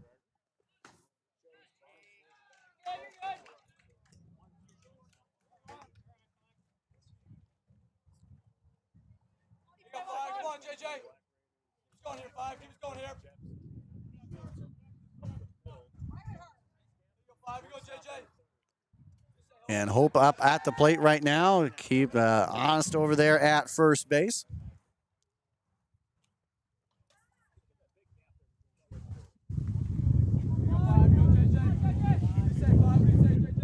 So corners in here for the Crusaders defensively on the infield. That one gets shot right side, but that'll be foul. Seen a number of those land inside fair territory. Unfortunately for that one, too far out.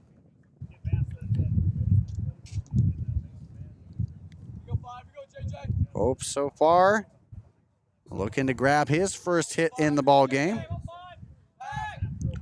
He was a ground out victim his last time up.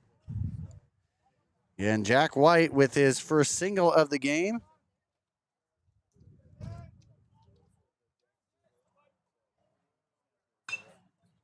And that one gets sent on a ride out there to right center field. That will fall right in front of Ford, as that will be back-to-back runners onto the base pass here. We're cooking as we just have one down, and now we continue on with Erickson up at the plate.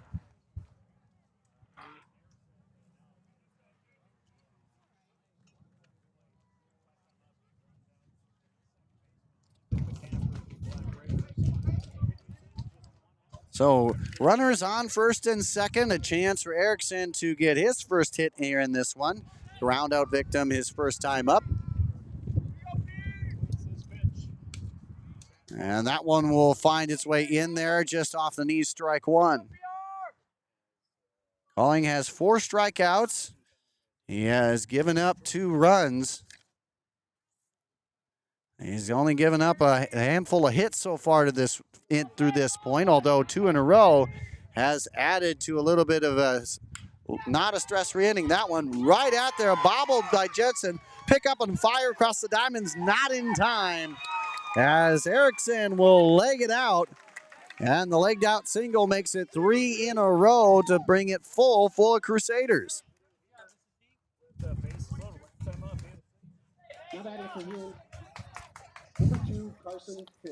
So back-to-back hits have now brought up the number 9 hole man Carson Fitch to the plate. He last time up singled as well, and a chance to add a whole lot more wrinkle into the mix here if he could plate 1, if not 2. So White stands on third, Hope stands on second, Erickson on first. And now the pitch. Tries to catch that outer edge, strike one. This has been the most stressful inning here for Calling. Not saying he's stressed right now, but this has been the most intense inning for him on the mound. And that one gets hit. That's a shallow center field, but that will be picked up by Ford. There will be a throw home, and it will not be in time. White will cross the plate, and now that lead for the Black Raiders has decreased by 1. It's a 5-3 ball game. And still, as we continue this inning, even though 2 down, Heelan again has shown their way to fight back in this one.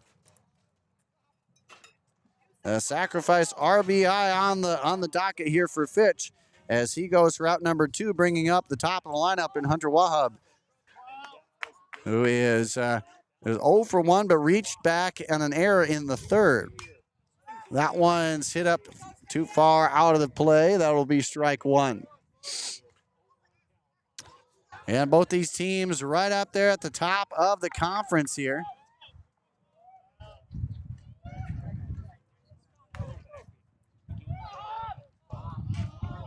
Again, the Missouri River standings look like this. Conference-wise, Sioux City East 11-1, Bishop Heelan 10-1.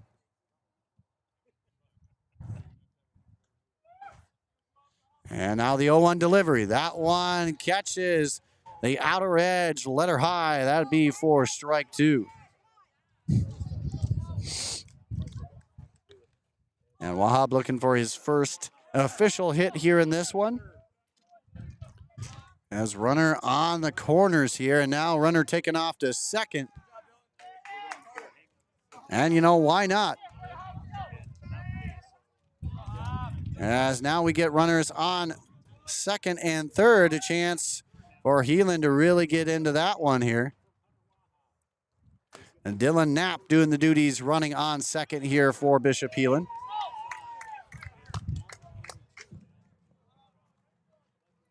So Calling his trickiest inning so far.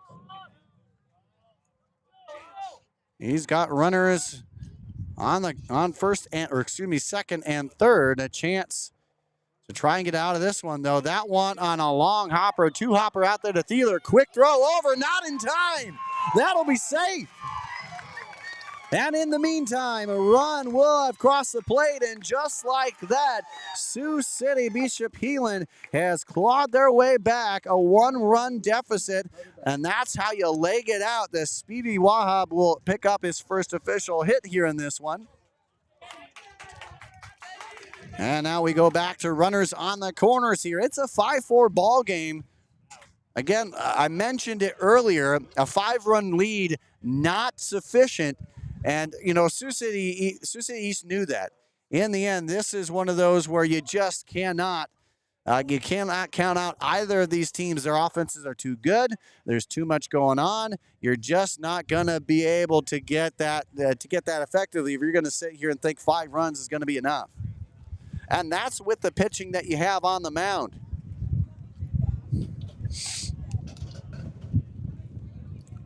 So with Waha picking up his first hit of the game and an RBI to boot, Carter Beck, he's trying to get back at it here. So far 0 for 2 strikeout flyout, but would love to continue the trend here.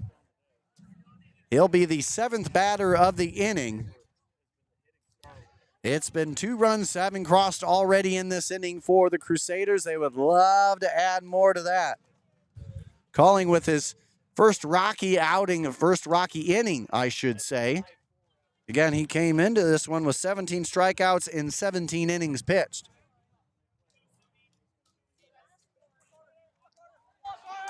So far, got to give credit to the man on the mound right now. No walks up to this point. And the runner taken off to second. Wahab will get an official stolen base on the mark there, as he will land on second, unattested, that is. And with a 1-0 count, the pitch swung on, a good swing by Beck, comes up empty though. And we move the count now to 1-1. If you're Coling right now, you just got to attack and really hope that that defense can back you up, which has numerous times already this season here. And one of the things, again, talking with either coaches, this is these two programs, they're going to be two of the more aggressive teams in the state, let's just say. Shakes off a couple pitches there on the mound. Now he'll fire home. Tried to hit that outside corner again. Comes up empty there, and we bring it all full of 2s. 2 balls, 2 strikes, 2 out, 2 runner on.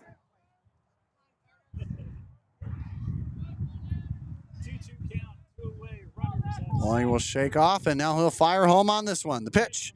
And just enough of that one there to keep him in the box. Again, it has been a 5-run bottom of the second for Sioux City East to put them up 5-0. And since then, it has been all Bishop Heelan, as 4 unanswered has brought this within a 1-run game here. And the catcher Cherkos going out to the mound, having a quick conversation there. Again, what are they seeing? This is a team that talks a lot, converses a lot, has a lot of conversation back and forth.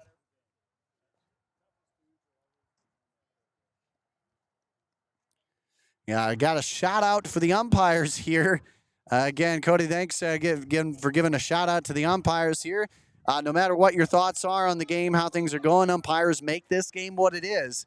We do not have the game without them. No robo umpires, so we are rocking with the men and women who put on the uniform and make it possible here. So a big shout out to them. That one gets hit high, and that will be out of play. That will be in there for, we keep it at 2-2.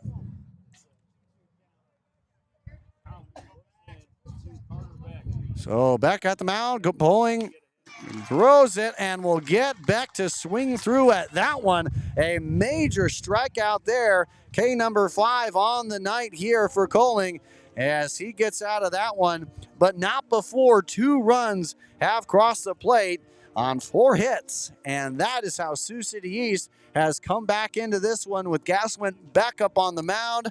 If you're a Crusader fan, you got to be happy about that one. We'll be back. We got more coming on up after this right here on the IA Baseball Network. Hey, everybody, got something special for all. Hey, ladies and gentlemen, Andrew Brown here with IA Baseball. I'm here at the PBR Spring League, but man, there's a whole lot of good that I want to talk to you about outside of what's happening on the fields, and that includes the batting donut. That's right here. The batting donut, I would urge anybody to check out. It is a really cool way to help improve your confidence and boost your energy, boost your endurance, all by slipping this onto your bat. That's it. And hey, look at that. You got sprinkles, you got everything. It's the whole package. And by the way, they come in pink as well. They come in 9 and 16 ounce versions. So go ahead and check that out as soon as you get the chance. A great way to help boost your swing and boost the confidence of your swing as well. So again, if you get the chance, hey, check out the Batting Donut and check them out at the Batting Donut online or hit them up at sweetenyourswing.com. And while you're there, let them know that IA Baseball sent you.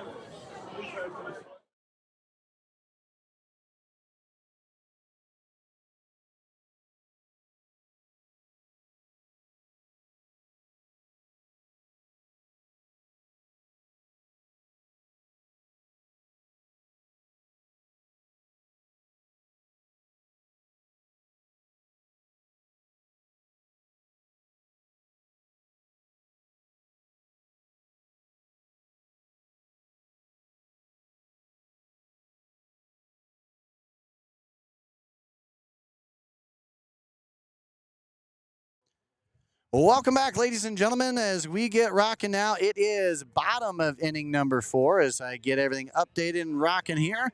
It was a 4-hit, 2-run inning in the last half for the Crusaders as they have come back and stormed back in this one for unanswered for them as they keep on rocking it here. We go now to Sioux City East, and Bodie Calling getting his chance to get back up at it here.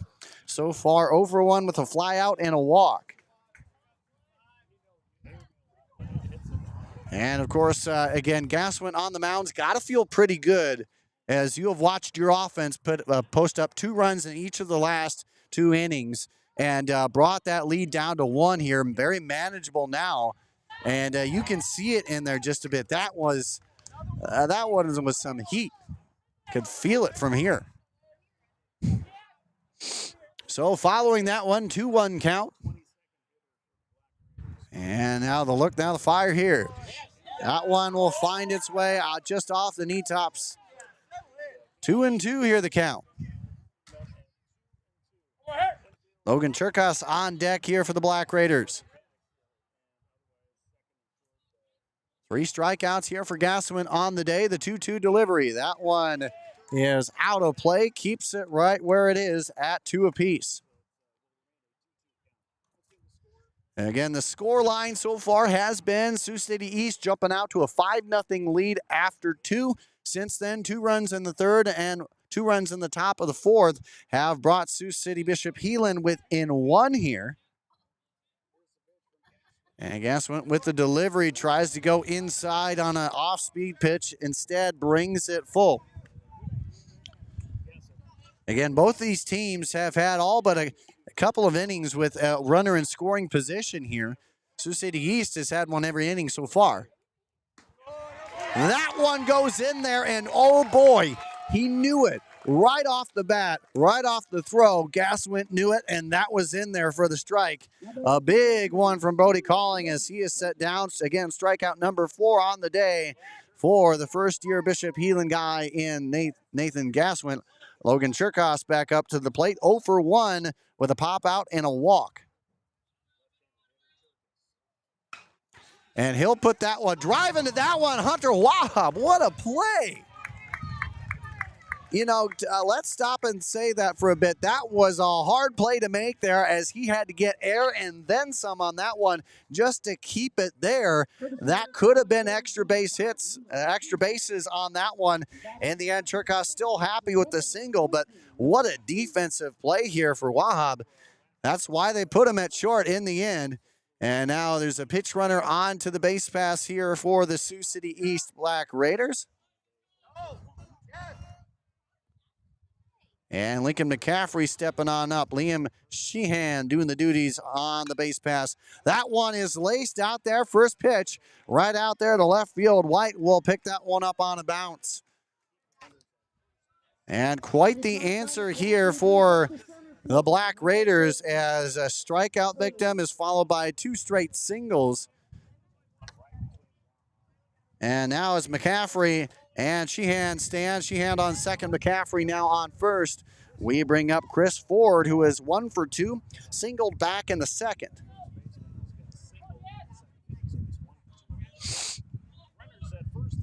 So corners just a bit in here for the Crusaders defensively. Double play depth up the middle. Outfield just a tad in. Here's the pitch. And wow, talk about playing with your food a little bit there. Got him to pull the string just a bit there. Got the strikeout. That was a beauty there. 0-1.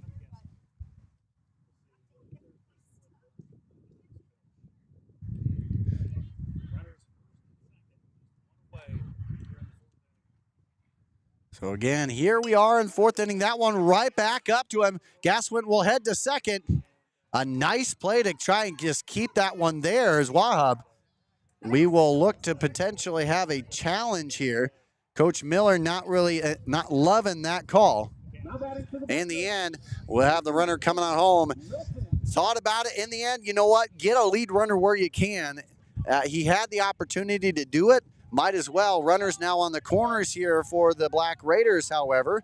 And in exchange, we do have 2 down. So, in the end, that was a little bit of a tense moment there. But in the end, it did get there. So, in the end, good play, good thought. And now you have 2 down. So with McCaffrey out, fielder's choice, Ford on first. We have Sheehan on second. Ford will take off to second. They'll throw over to third. Sheehan nicely. Again, kind of every way you look at it, that was pretty good there. Put the back to it, get to the base quickly. And now we trade runners on the corners for runners on first and second here, and an 0-1 count. Milton is 0 for 1, struck out in the third, and had a sacrifice bunt in the second. And the pitch, nicely done, a good swing, but comes up empty there, 0-2. So despite runners in scoring position yet again for East, the Crusaders a chance to try and nibble their way out of this one here.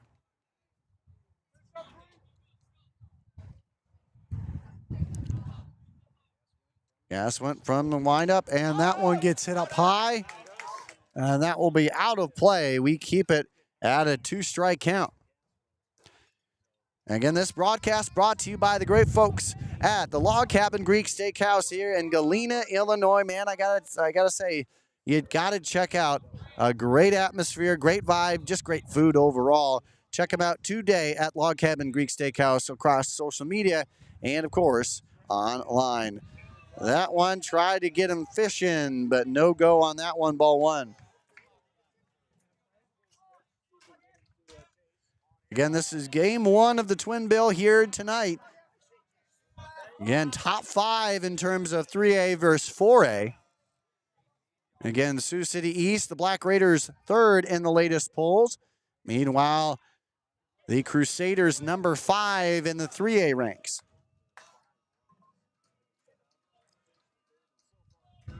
Milton looking to keep things rolling. And lays off of that one on the outer edge here. We go 2-2. Brody Hanks on deck. He was hit by a pitch and singled here in 2 trips. And now Gaswin with the look. From the windup, he fires. And that one gets fouled back out of play. Milton fighting his way, doing a good job of staying with it so far to this point.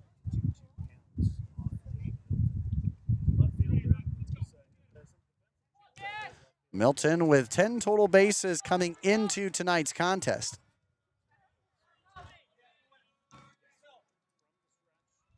On the stretch, here we go for the windup. And he got him! Strikeout number 5 on the day for Nathan Gaswin. Throwing some heat, throwing the gas, gets some on a try and hit this one heater. Nails it and gets the Crusaders back up to bat with a 1-run deficit. Hey, we'll be back after this. More coming on up. It'll be the 5th inning. And when we come back for the 5th inning, it will be 3, 4, and 5 for Bishop Heelan right after this. Hey, ladies and gentlemen, Andrew Brown here with IA Baseball. I'm here at the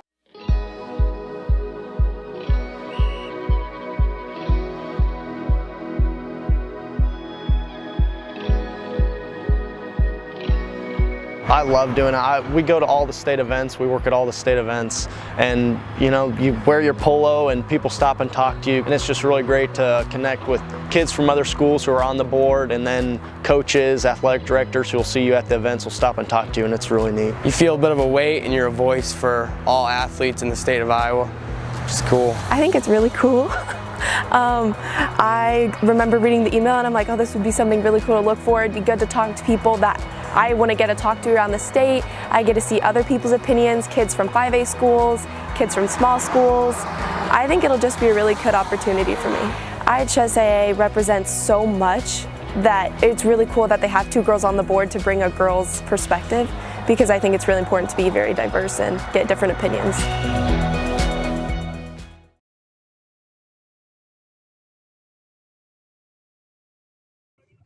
Welcome back, ladies and gentlemen. It's inning number 5, and boy, we kick it off.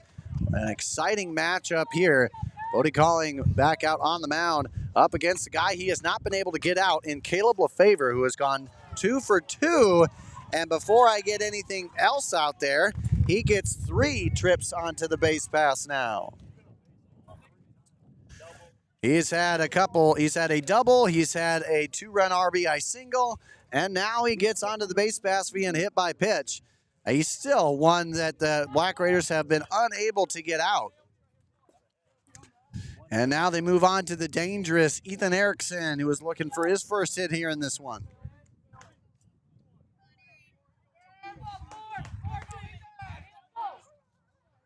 And now for the first time this one from the windup, Coling will fire that one too far outside. We go 1-0.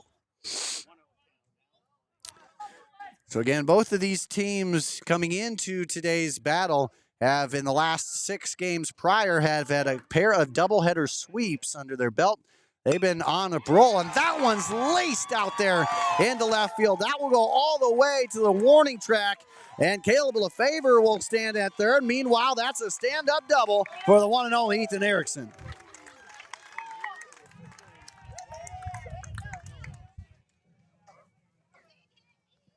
Now batting, number 33, Charlie Van Dreger. So now as LeFavor stands on third, Erickson on at second. A chance now of Van Dreger stepping on up to the plate. So far looking for his first hit as well. But if it's anything like Erickson, again, who jumped on early in the count there and smoked that one all the way to the warning track, there'll be some good things coming. He swings through that one, though, for strike 1. So we have runners at second and third. All but 1 inning has the Crusaders had a runner in scoring position. Following the 0-1 count. That one a light chopper, but that'll go A-wire here. Instead, it'll go for an 0-2 count.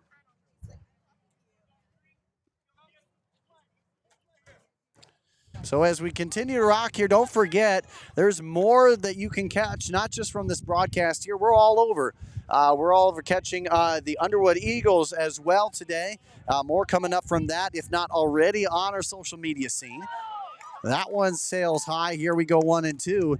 A chance for you to catch up there on what's going on. Some great video highlights and just some great stats from around the state of Iowa. So please go ahead and check that out today as you head on over to IA Sports, IA Baseball. That one gets rocked, and that will be tailing. And that'll be an out by Jack Steeler as he'll catch that one out of camera view, but near the fence line at that. Van Dreger goes down via the out. That's the first out, a big out at that one. As now we continue on to rock here with, again, Jack White up at the plate.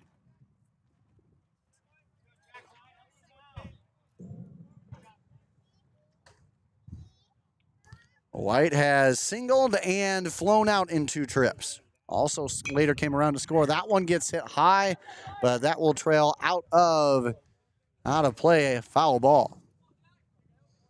Again, game 1, 2 games set here. We got infield, everybody on the grass here, not trying to let that tying run or potentially go-ahead run there. That one will be perfectly placed out there just in the outfield grass. Now Erickson coming around home. There will be no throw in time. And guess what? The Crusaders are now on top.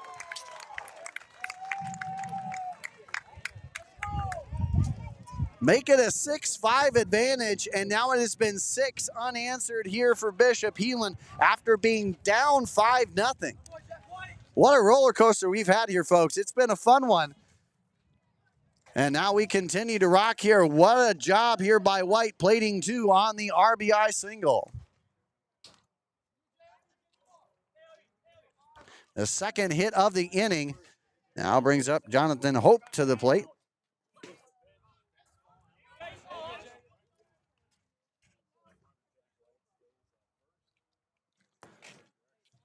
Takes a look at strike one there. 0-1 count with 1 down. Again, 1 runner on first. Bunt attempt laid down. Runner taken off to second. The throw, the tag. Is it applied in time? We know. Scoots away just enough. Jack White having himself a good night so far. That's his not only his second hit, but he adds a stolen base onto his mark there. And now, once again, into scoring position. Meanwhile, Coling looking to pick up another strikeout here. 5 on the day for him so far. Another one would go a very long way. So the look, the fire, that one in the dirt. Wisely lays off 1-2. A little bit of wear and tear now on the hurler there here for the Black Raiders. And Coling Jr. We got the chance to talk to him during the preseason. Again, actually before then in the Spring League, the PBR Iowa Spring League. And he was very much talking about his pitching ability, wanting to go deeper in games. And now, as we keep on rocking here, 2-2 count. Erickson up on deck. Jonathan up at the plate. Now the look. Wisely lays off that one. That one brings it now full. And there is just nothing going wrong here for Sioux City East in this inning. In fact, you could argue the last 3 half innings, including this one. 2 runs in the 3rd, 4th, and 5th innings so far. They have come in pairs. That one on a chopper over Colling's head. McCaffrey has no play, and the inning continues on. Thrilling fashion here for the Crusaders. They keep rocking it, and now they have runners on the corners here with just 1 down.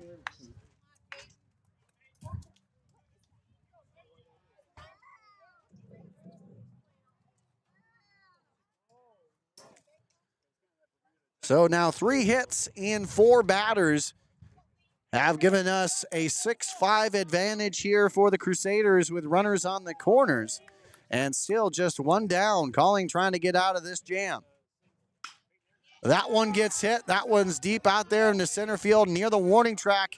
We'll go forward. He'll pick that one up. But that'll be a successful sacrifice and a 7-5 advantage here for the Crusaders.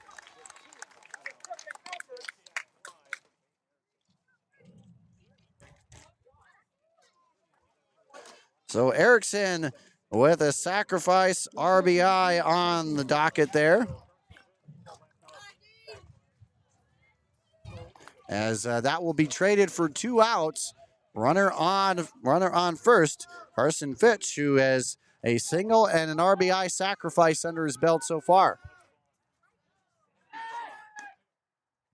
3 runs here in the top half of the inning for the Crusaders, who are down at 1.5-0, and they've gone on an unanswered streak here, 7 straight unanswered.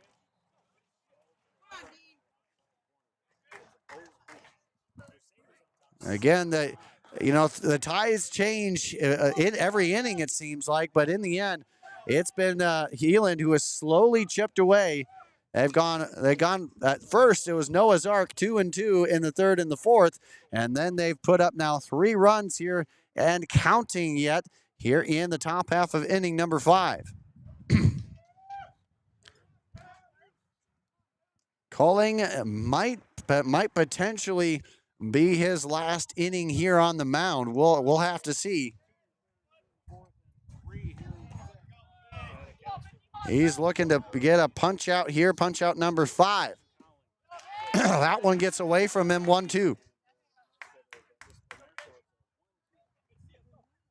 So any other thoughts out there here? We continue on with our high and tight program, which comes your way again every single Monday or Tuesday, depending on how things go. But again, you can go ahead and check out our performance of the week. I'll go ahead and give that winner out here in just a bit as we go through. But our performance of the week, which, by the way, get your nominations in now. Get your performance of the week in, as that one goes through and gets the strikeout there.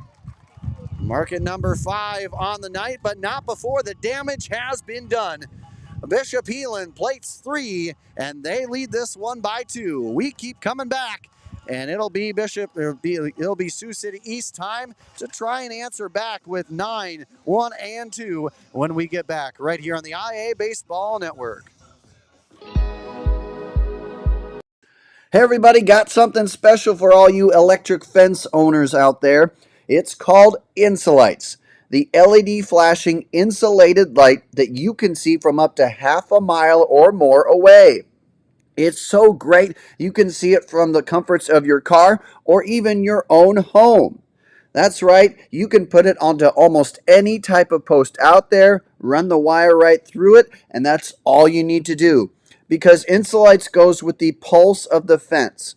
So if there is no pulse, there is no flashing light, helping you locate where a problem may be or where a problem may exist that you didn't know was happening.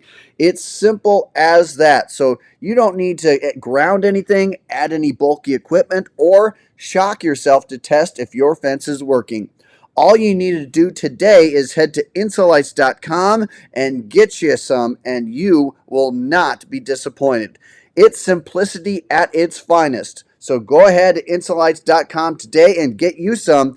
Oh, and by the way, make sure to tell them that IA Baseball sent you. Welcome on back, ladies and gentlemen. Some scores from around the league right now.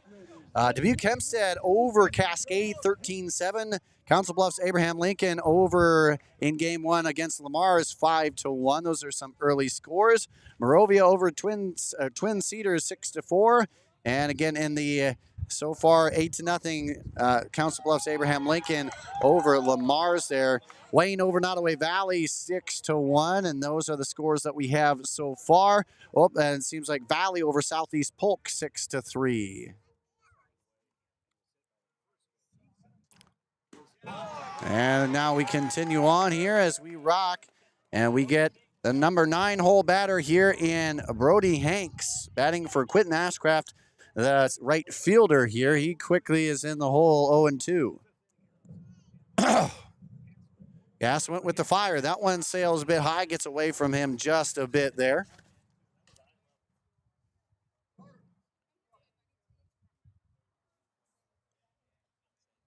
So again, for Heelan in that last inning, 3 runs, 3 hits, a couple runners left on base.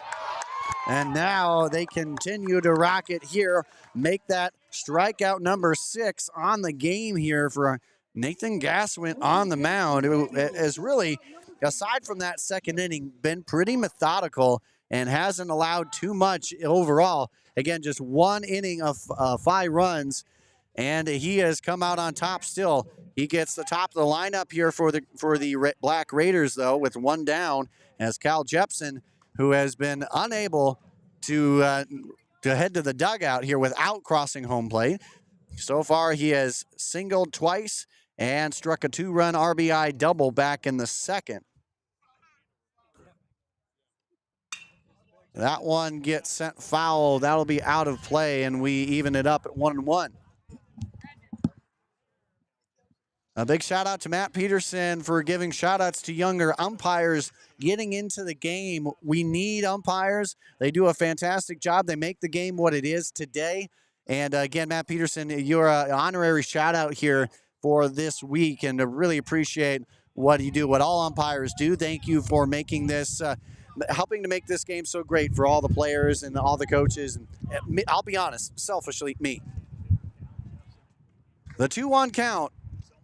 Yaswin already with 6 Ks, has gotten a lot towards the latter couple innings here so far as we move past the midway point in this ball game.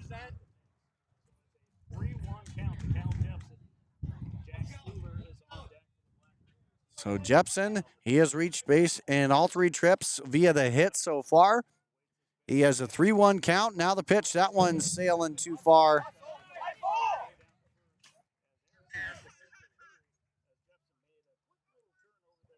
And we keep rocking here.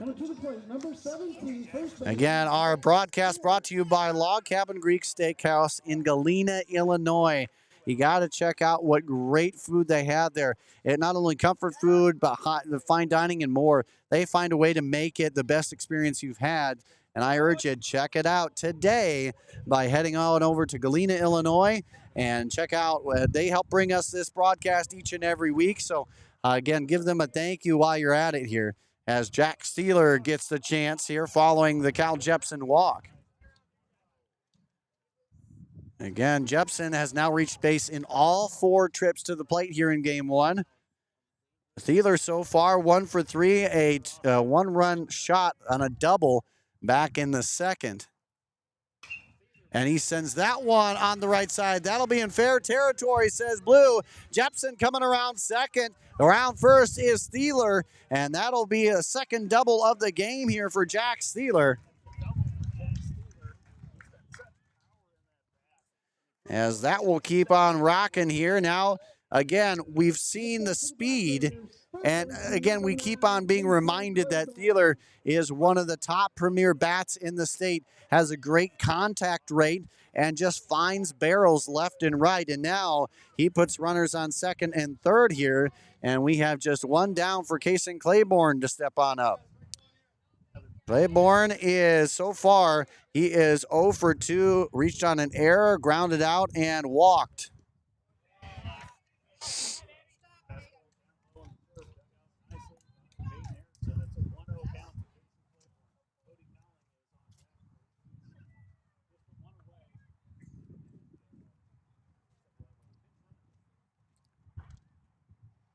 And so it looks like we will get a pitch runner. Jody Weimer doing the duties on to 3rd base right now, doing the pitch running duties. Again, Steeler stands on 2nd after his big double. Kason Claiborne stepping on up here with a 1-0 count. Trying to get something rocking here.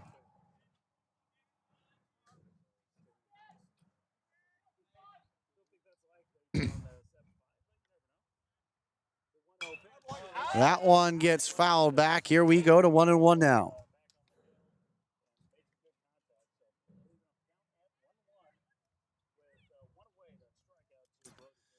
So again, 6 strikeouts on the night for Nathan Gaswin in his first year with the Crusaders. He now has 36 strikeouts total on the season. Gaswin will sit now, stretch in the fire. And a good heater gets it by him. And potentially here, you get a chance to get 2 outs, and then you put a lot of pressure on the runners at 2nd and 3rd now.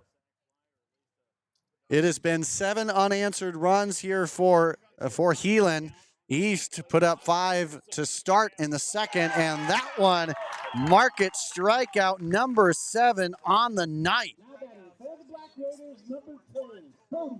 Wow, this is turning into be a little bit of a clinic here for Nathan Gaswin. An absolute stellar outing, 7 strikeouts.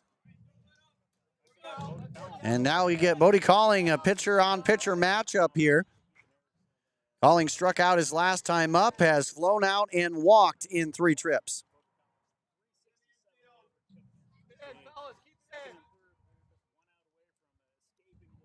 Calling looking to try and get something rolling. 29 total bases for him. Batting .367 overall on the season there. Takes strike 1. He was certainly, again, what's turned in to be the, again, like we mentioned, rock your defense, rock your pitching if you're Heelan. They have done that last year, the last few years. They're doing it now with Gaswin on the mound, keeping them in this one. And gets a swing through there. And boy, what an eruption this will be should he connect on another strike here. Already 2 strikeouts in this inning here for Nathan Gaswin on the mound. The momentum swinging in favor of the visiting Crusaders. Here's the look, the fire, and gets it. Wow. The steadfast, steady look by Gaswin. I know there's a lot of emotion in there. He's not showing it right now, but man, he is rocking it. 8 Ks on the night. Sets down a runner at second and third. And Sioux City East thwarted yet again by the first-year Crusader. Wow, this is a fun one. Hopefully you're enjoying this one as much as I am. We're going to get the chance to give you a brand new inning when we come back after this, right here on the iBaseball Network. Hey everybody, got something special for all you electric fence owners out there. It's called Insolites, the LED flashing insulated light that you can see from up to half a mile or more away. It's so great you can see it from the comforts of your car or even your own home. That's right, you can put it onto almost any type of post out there, run the wire right through it, and that's all you need to do. Because Insolites goes with the pulse of the fence. So if there is no pulse, there is no flashing light, helping you locate where a problem may be or where a problem may exist that you didn't know was happening. It's simple as that. So you don't need to ground anything, add any bulky equipment, or shock yourself to test if your fence is working. All you need to do today is head to insolites.com and get you some, and you will not be disappointed. It's simplicity at its finest. So go ahead to insolites.com today and get you some. Oh, and by the way, make sure to tell them that IA Baseball sent you.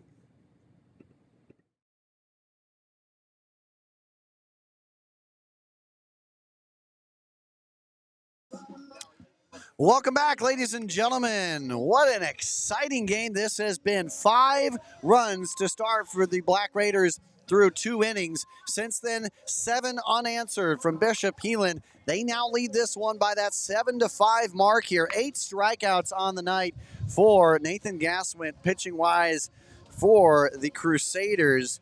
As, they keep rocking and they keep rolling here. We get the top of the lineup here as we go ahead and kick off the 6th here for the Crusaders. Wahab so far has gone a strikeout, reached via error, and then struck a 2-run single back in the 4th. Later stole a base as well. And we get a new pitcher onto the mound here for the Black Raiders. As you can see there, that would be Quentin Ashcraft, the junior so far with 11 innings under his belt, 10 strikeouts, has given up 11 hits and 8 walks in his time so far. Batting for Heelan, the leadoff batter, number 12, Hunter Wahab. And now Hunter Wahab doing the duties, kicking things off from the start of this inning. The leadoff man with 1 hit so far has driven in 1 as a stolen base, has reached twice here in this one. And he sends that one right back up into center field. The pickup from Ford, and that will be more hit train action as Moore reaches on. And Wahab gets the chance to get on to the base pass here for the 3rd time here. And now Carter Beck stepping on up. Another first pitch swing, and not just that, a first pitch hit. Beck so far, as he takes a look, that one bunt attempt going foul for strike 1, as he has struck out, flown out, and struck out in 3 trips. I like the little push bump there by Carter Beck. So we can tell right now that,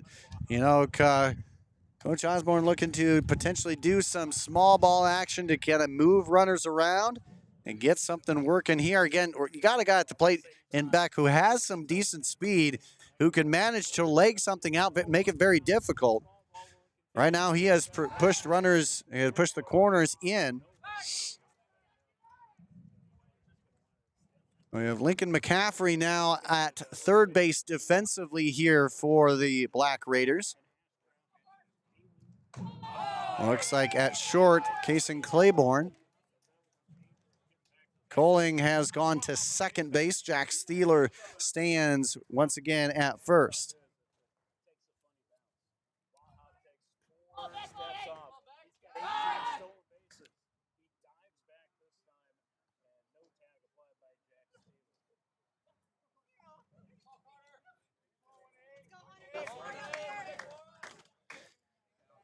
And so here we go, the 1-1 count. Too far out of the zone here. We go 2-1. And at this point, you're up late in this game by 2. The momentum's on your side. I mean, it does seem like Heelan has a chance to be even maybe a little bit more selective. Runner is taken off. Wahab, that one's a blooper out there. And just over Jepson's head. That could have been danger, but a little bit of a dagger there. Nicely done by Beck, picking up his first hit of the game. Puts runners in second and first now with back-to-back singles. And now you bring up with nobody down, arguably the most dangerous hitter so far in this game here for the Crusaders. And again, and Caleb Lefevre, who has reached base all 3 times, double, single, and hit by pitch, has driven in 2 runs. And now the look to fire. He'll find the inner corner of that one, go for strike 1. Kind of a dangerous throw. Caught him off guard a little bit. Lefevre, I know, has been working on that inside pitch, working to hit that one out far. He's been kind of hitting both corners of the plate very well this season. And now the pitch. That one sails high. Ball 1. Again, catch us up on any scores around the area. Let us know. Hit us up. We'd love to chat with you. We'd love to see what's going on and anything different going on. Wahab taking off to third. That one is laced into left field. That will play Wahab for sure. Beck coming to third, and with that, a play, no go. As again, Caleb Lefevre cashes in a big hit there. As that will be his 3rd run driven in of the game on the single. That's his 3rd hit in the game. And now, don't look now, folks, from a 5-0 deficit, it is now an 8-5 lead here for Bishop Heelan.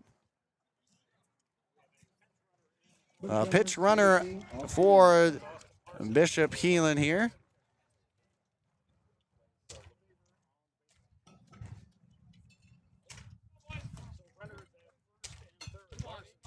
And it will be Austin Larson doing the duties, pitch running.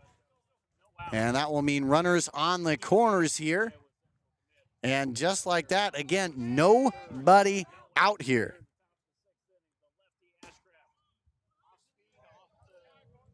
That one in there for a strike.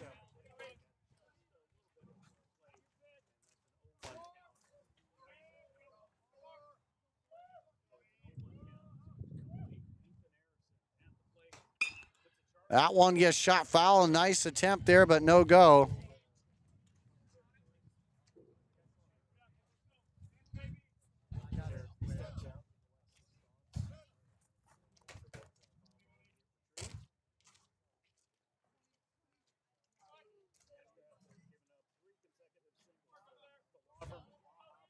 And Erickson looking to see where he ends up collegiately, because that one is hit out, and that will be a diving play, but no go.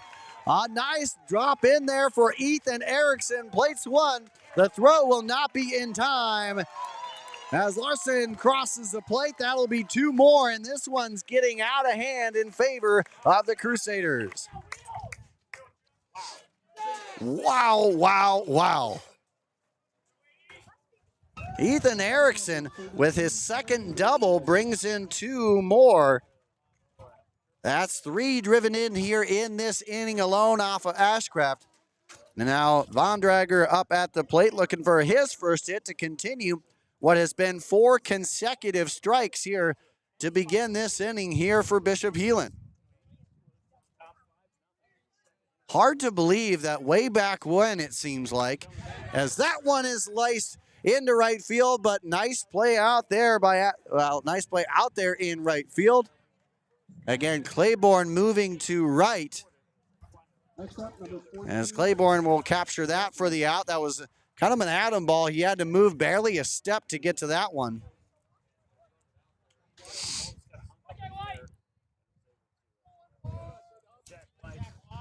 And now Jack White stepping on up to the plate. That one no go, 1-0 here for the count. So far, White has flown out, and then since answered with 2 straight singles, driving into and adding a stolen base.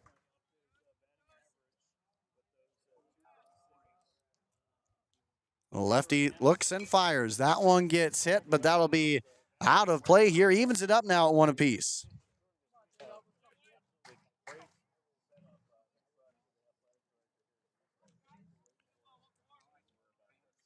This has been quite the battle here. Hard to imagine, again, that it was at one time a 5-0 lead here for Sioux City East.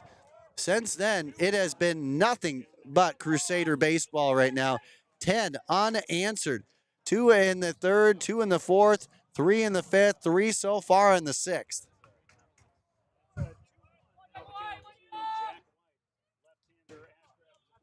Couldn't quite find that one there.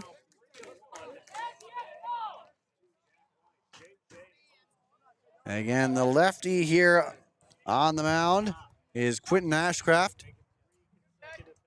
Coming in from right field in relief of Bodie Calling, who did end up with 5 strikeouts on the day, but is credited potentially with the loss.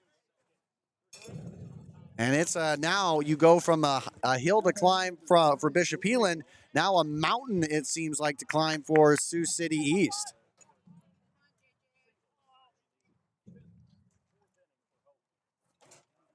So with White drawing the walk here, we get Coach Miller coming out onto the mound. And we might end up having a pitching change here in this one. Again, wow is the only thing I can say right now. In the end, it has been hit after hit after hit. It was 4 consecutive hits to start this inning. And then you add a walk and a line out here. That's where we stand now with 1 down. And runners on first and second here. Ashcraft will exit the game here. He'll have coming in no strikeouts under his belt. He allowed 4 hits, walked 1, allowed 3 to cross under his time. And we will have a new hurler up on the mound as we get ready. It looks to be, making sure I get the numbers right here. And it will be Brody Hanks doing the duties. He'll get the chance to go from DH to pitcher now.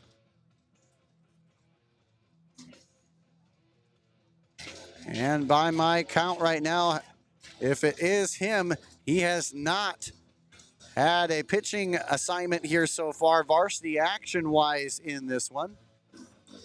And this will be his first time, and, coming in for the first time on the mound in this season, you got a comfortable lead to work with. And I'm sure that's what, or you have a mountain to climb, I should say, a comfortable lead here for Bishop Heelan. So you can go ahead and continue to attack, maybe even swing at stuff you may not have done initially. But again, you have that flexibility with you right now. If you're on the mound here, and Hanks, you just got to try and keep the damage where it has already been. You got to play the fire extinguisher at this point, because it has been nothing but Bishop Heelan offense. Again, hit after hit after hit.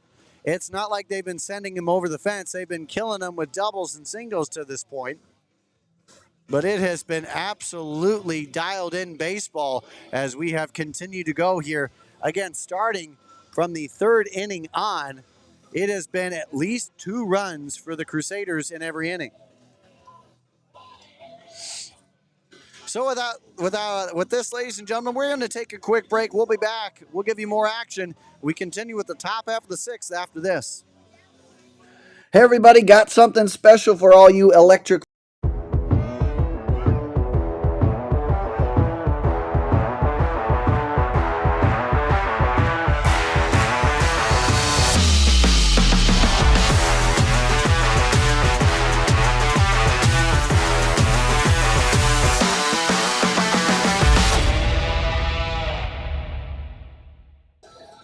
Hey, welcome back, ladies and gentlemen. A beautiful day for baseball here in Sioux City, Iowa. It's the Black Raiders up against the Crusaders of Bishop Heelan. And we appreciate you coming along for the ride here as we get rocking. It's Jonathan Hope back up to the plate. He has singled twice. He is officially 2 for 3 on the night.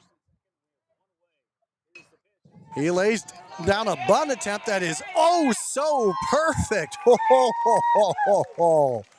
That you can't get any better. If you're Coach Osborne, give him a pat on the back later and note that that was a heck of a bunt. That hugged the line like it owed it money, and that rolled all the way just enough to make it really an impossible play. And now, like that, guess what? We have runners all over the place here for Bishop Heelan as they have runners on first, second, and third, and just one down.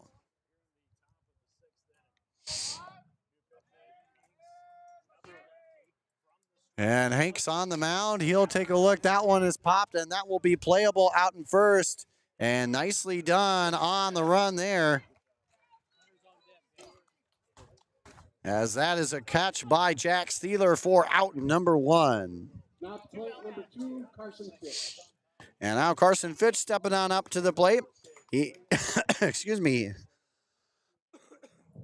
He has singled, has sacrificed RBI, and struck out so far.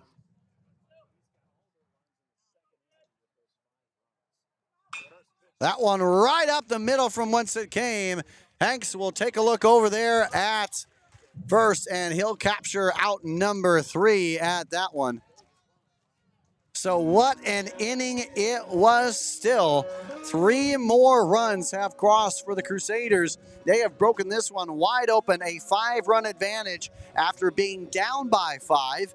And here we go. It's time for a new inning, or new bottom half of the inning, as we go to the bottom half of the 6th with Cherkas, McCaffrey, and Ford right after this. Gass went back up on the mound. We'll be back.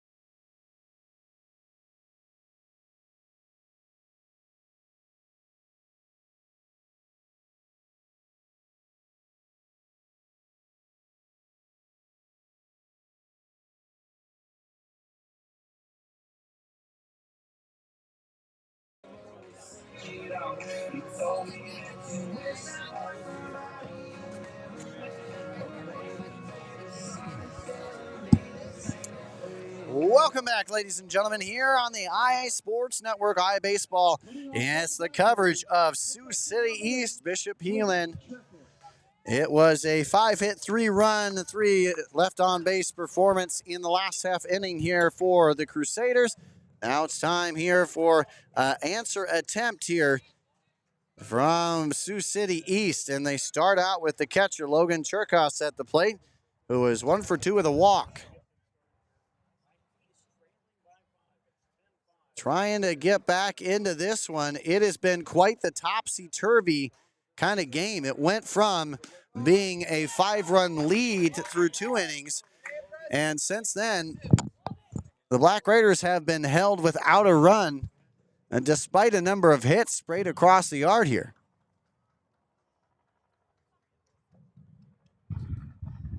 So the 0-1 make it an even 1-1 here. Catch up on our kind of mid-season event coming on up here from Dubuque here on Saturday. A chance for you to catch up on what's going on, who are the leaders in each class, and we kind of talk through some major players from the Dubuque area. And of course, we try and take a look at some news reporters from across the area to kind of give you the glimpse of what's going on across the state as well as in Dubuque. And of course, make sure to catch us on Thursday as we will be live from Target Field. A huge game there. That's going to be a very, very fun game in my estimation. It is, it's Clarion Goldfield Downs up against Bishop Garrigan, and 2 teams that are going pretty hot right now. Right now, Gassman 3-1. And he'll dial it in for the strike there, brings it full now, 3-2. He ended the last inning with a strikeout. It would be only fitting if he could connect one on here.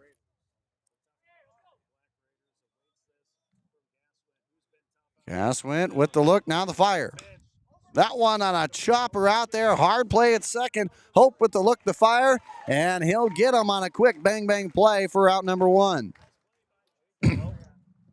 Now batting third baseman number 1, Lincoln McCaffrey.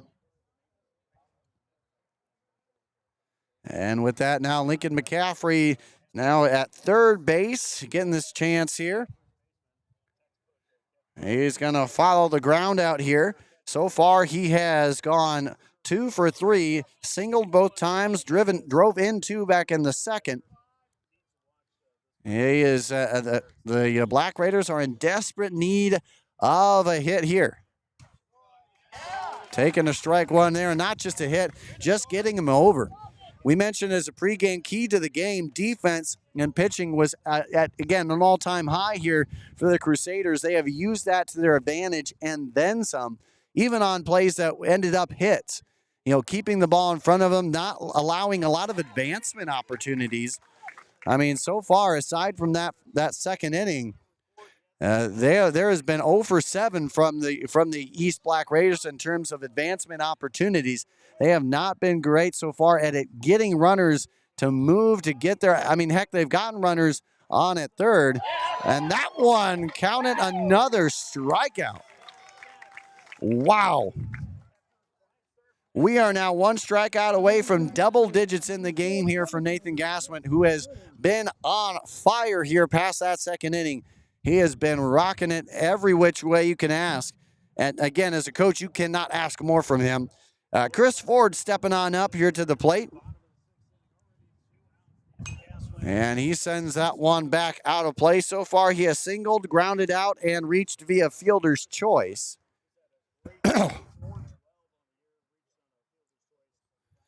He's trying to get something rocking here.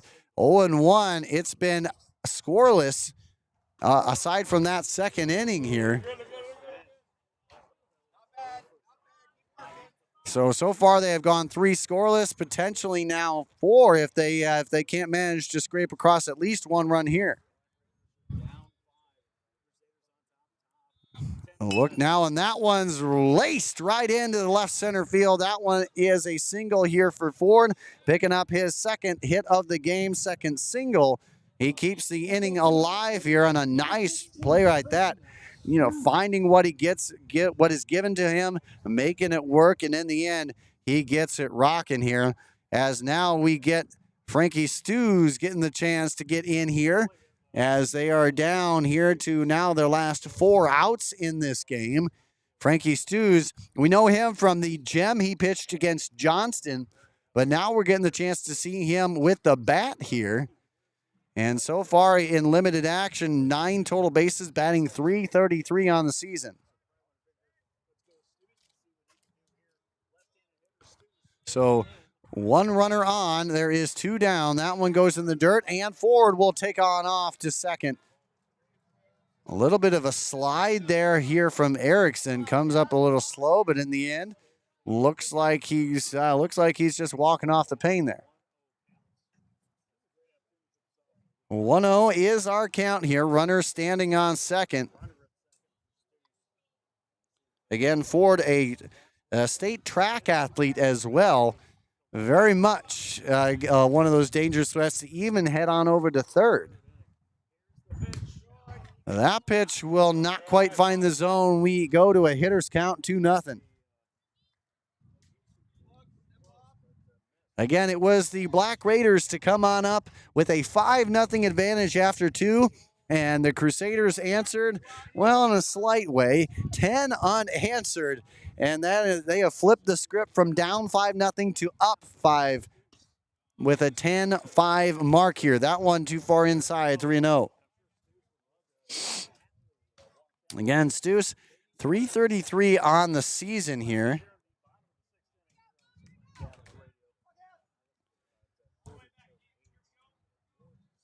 Black Raiders are in need of getting some offense rolling here. They've had hits, but they've been unable to push across any run aside from that second inning. And the green light was not taken there. That one gets over for the strike, 3-1.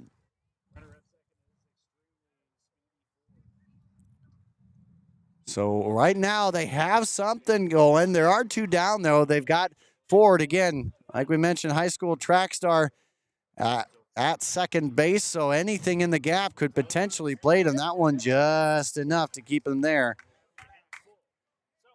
And with that, Gaswin has now gone from a 3-ball count to bringing it full, 3-2.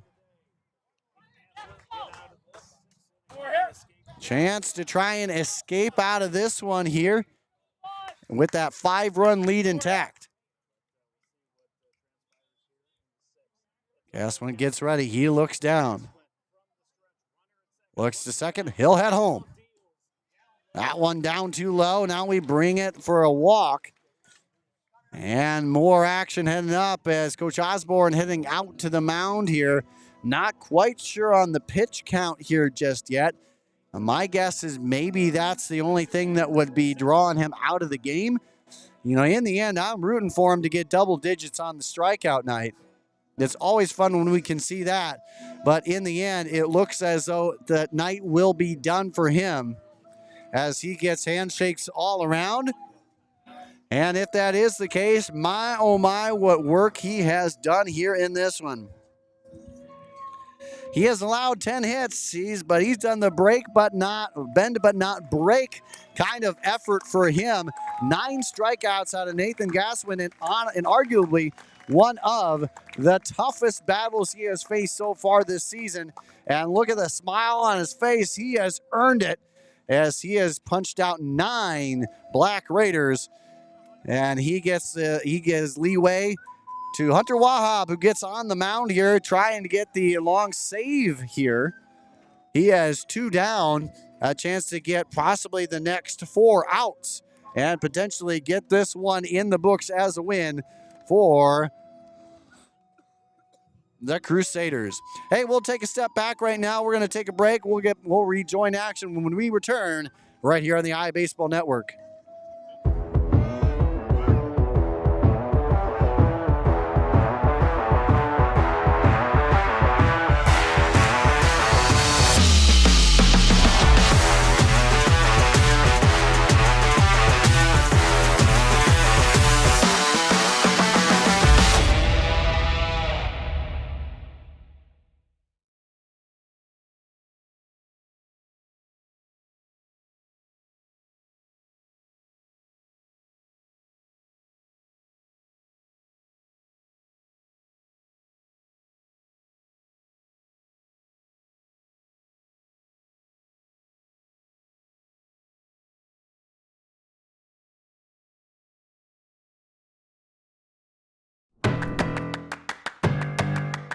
In Iowa, we are fortunate to have a lot of opportunities to get involved in at our schools. Athletics and activities have so many positive effects. from learning how to build relationships and healthy lifestyles, and gain self-esteem and confidence. Make participation a priority. You and your school will benefit.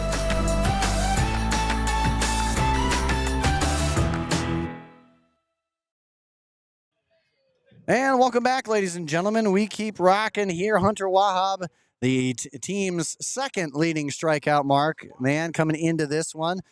21 strikeouts entering today's game. Team's hitting just 151 against him. He has allowed just 3 walks, 11 hits, just 1 earned run under his time on the mound here so far in 2025. And he starts a 1-0 count here to Brody Hanks, who has been hit by pitch, singled, and struck out. That has been his 3 at-bats so far. That one not in the zone there. Goes for ball 2. Wahab looking to potentially get the 4-out save here in this one after Gas went near the distance. 5 2/3 innings worth of work, 9 strikeouts. And that one's in there for the strike here. My guess is maybe getting towards that pitch limit count here. Certainly, obviously, coach knows what he's doing, but wondering if maybe it was that pitch count that he was getting very close to, if not possibly superseding. But in the end, he heads on back into the dugout here. And again, he does so with a fine outing, 9 strikeouts. And Hunter Wahab now in relief with a 2-2 count now with 2 down. The series has been edged 32-30 here for Heelan. That one on a looper out there into right. Coming on with the catch, Ethan Erickson. His second out recorded in right field. And that will put down any action here for Sioux City East.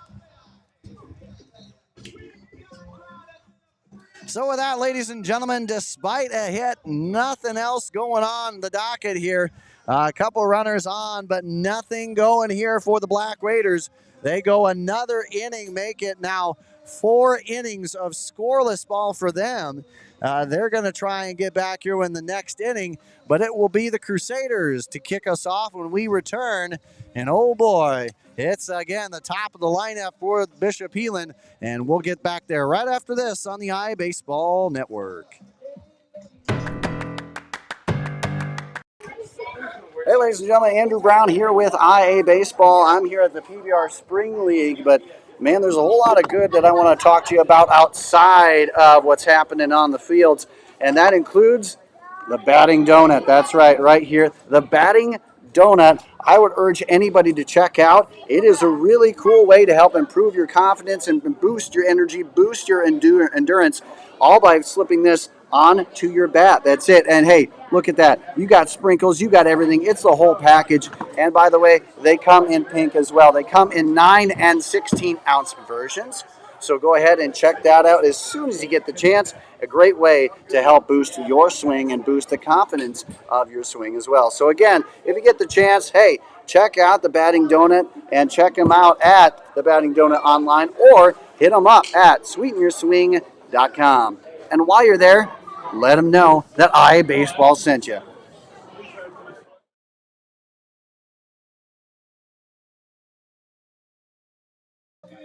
Once again, thanks for joining in, ladies and gentlemen. This broadcast brought to you by the Log Cabin Greek Steakhouse in Galena, Illinois.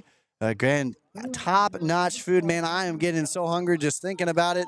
That's one of the downsides of having such a great establishment that is Log Cabin Greek Steakhouse on the team, is that you get hungry every time you go and mention all the people who are making this possible. But now we keep rocking here. And as we do, Hunter Wahab starting us off here, as I should say. And he bloops that one up, and that will be tailing right side. And that will be caught by Jack Sealer in foul territory. And a big out like that, that kicks off our inning number 7. That is about the fourth instance that Jack Sealer has had to range into foul territory to catch something. In the end, great work out of him as he gets out number 1 here. And now we get things rolling here with Carter Beck, who has, again, in his 5th plate appearance right now, has had a single, has struck out twice, and flown out once.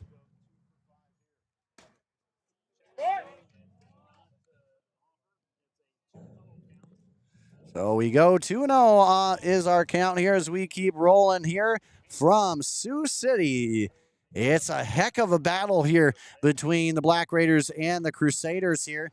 Again, a conference battle here. Both of these teams, again, up at the top of the standings here. 10 conference wins so far for Bishop Heelan, 11 for the Sioux City East Black Raiders. That one on a chopper left side. A nice job by coach out there at third. But, we got to get him a glove. Anyway, we go to a 2-2 count now. Again, the number 2 hole man, Carter Beck, already with a single under his belt. Would love another one here. But he swings through that one, and that will go for a quick out number 2, and 2 down here in the top half of the 7th. First strikeout here on the mound here for Hanks. And he is, again, give him some credit. No runs have scored under his belt so far. So say that what you will. We have a warning here to the Bishop Heelan dugout for, I guess, too much chatter. Well, right now we get Caleb Lefevre, who has been unstrikeoutable, has just been near impossible to get out here in this one. So far, he started off with a double, added a 2-run RBI single back in the 3rd, was hit by pitch in the 5th, and added his 3rd run driven in the 6th as he poked across a single there. And now we continue to roll on here. Having a little bit of a conversation, not sure what that is here at home plate. But Lefevre looking to step up here in yet another big game from him. He has continued in, again, junior season, which has just been stellar. We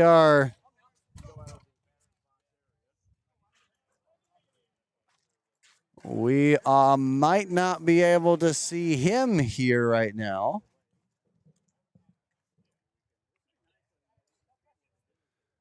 Question marks are arising here. Not sure exactly why he is not up at the plate right now. We're having a conversation, Coach Osborne having that conversation there. And in the end, we will have a pitch hitter here in this one. Not sure what the reason is behind that, but we get in the end, Larson not coming on in. He was looking to be in. Looks like he may end up coming back in, and we may get Caleb Lefevre back rolling. He was the DH, so maybe that had something to do with it as things got scrambled up. But, in the end, I think Sioux City East was really hoping that he wouldn't be up to the plate. Again, he has wreaked nothing but havoc. 3 hits, 3 runs driven in, has a double, and he's also been hit by pitch. He has been impossible to get out. And right now, Hanks would certainly love to get that out here the first time. A healthy hack, but comes up empty there, 1-1. And right now, with the 10-5 advantage here, I mean, you can be a little loose, play a little bit deeper like that for sure. Now the pitch, that one is laced right in between McCaffrey and Claiborne. Jepson, excuse me. And that one gets all the way to the warning track. And the second double of the game for Caleb Lefevre. I don't know about you, but our Cadmium player of the game, I think, is staring at us right from second base right now. Number 4, Ethan Erickson. And now Ethan Erickson, who has been on a roll as of late, doubles in each of his last 2 at-bats. The last one back in the 6th drove into. And that would be certainly a nice thing here to continue on. And it looks like we will get a pitch runner coming into the ranks here. Dylan Knapp will be back on to do the running duties here for Lefevre.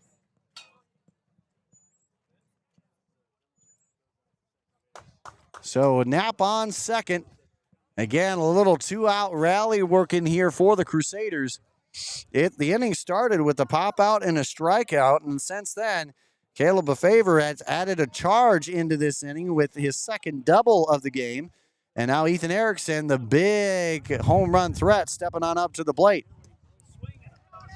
Swings through that one, got him out in front. Again, what a game this has been. Again, if you just tuned into this, it was a 5-0 advantage for Sioux City East to start this game after just two innings.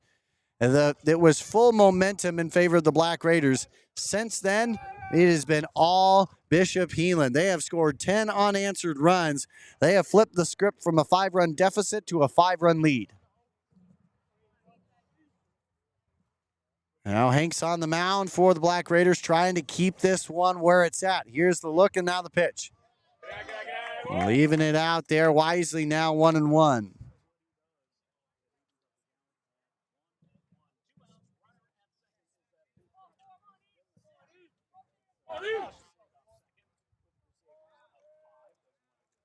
And now the 1-1 count here. With a runner on second. And the look, now the fire. That one sent back and onto the wood there. Brings it 1-2. Von Drager up next. Here is on the on-deck circle.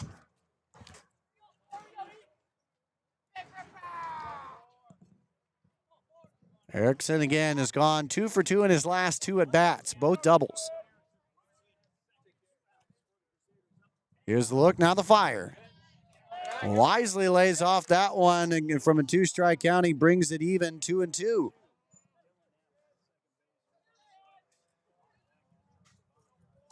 Again, this is game 1 of the doubleheader. More action coming your way after this one.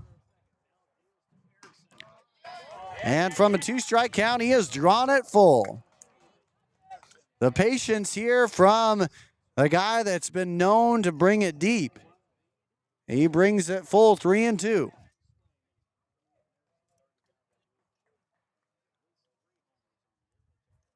Three balls, 2 strikes. And now the look and the fire. That one in off the hands, and we go from 2 strikes to runner on first here. Erickson now for the 3rd straight time has reached the base pass, this time via the walk. And now Charlie Von Drager stepping on up to the plate. He has popped out once, lined out once, struck out once, and of course I should say lined out twice. He did so first off back in the 2nd. Hanks with the look. He'll fire on the outer edge, ball 1. 2 out here. It's been that way here for the last 3 batters now. This inning started with 2 quick outs, but has since been Heelan hanging on to the inning. That one too low, right off the turf there. Again, a turf up there with the catcher and the batter's box right there. Turf mound, but the rest of it is natural grass. So kind of an interesting mix there. That one shot right side and right in between Thieler and Culling. And that will get a runner 10 and on home. The run will cross. Nicely done here for the Crusaders as Erickson stands on third with the wild throw. And Von Drager picking up his first hit in the ball game to bring in 1. Now make it 11-5 in favor of the Crusaders, who have made this their game ever since the 3rd inning. So we trade runners on first and second for second and third. Hank's on the mound right now. His first varsity action on the mound in this 2025 season. And up to this point, he has held them without a run, but now the Crusaders have posted 1 here in the 7th. Jack White will poke that one into right field. Coming on will be Claiborne, and he will record out number 3. But not before yet another one crosses the plate here, and it is now down to their final 3 outs for Sioux City East. They'll get a chance to try and play heroics here in the bottom half. They're down 6, and we get the chance to come back after this with the conclusion right here on the IA Baseball Network. Hey, ladies and gentlemen, Andrew Brown here with IA Baseball. I'm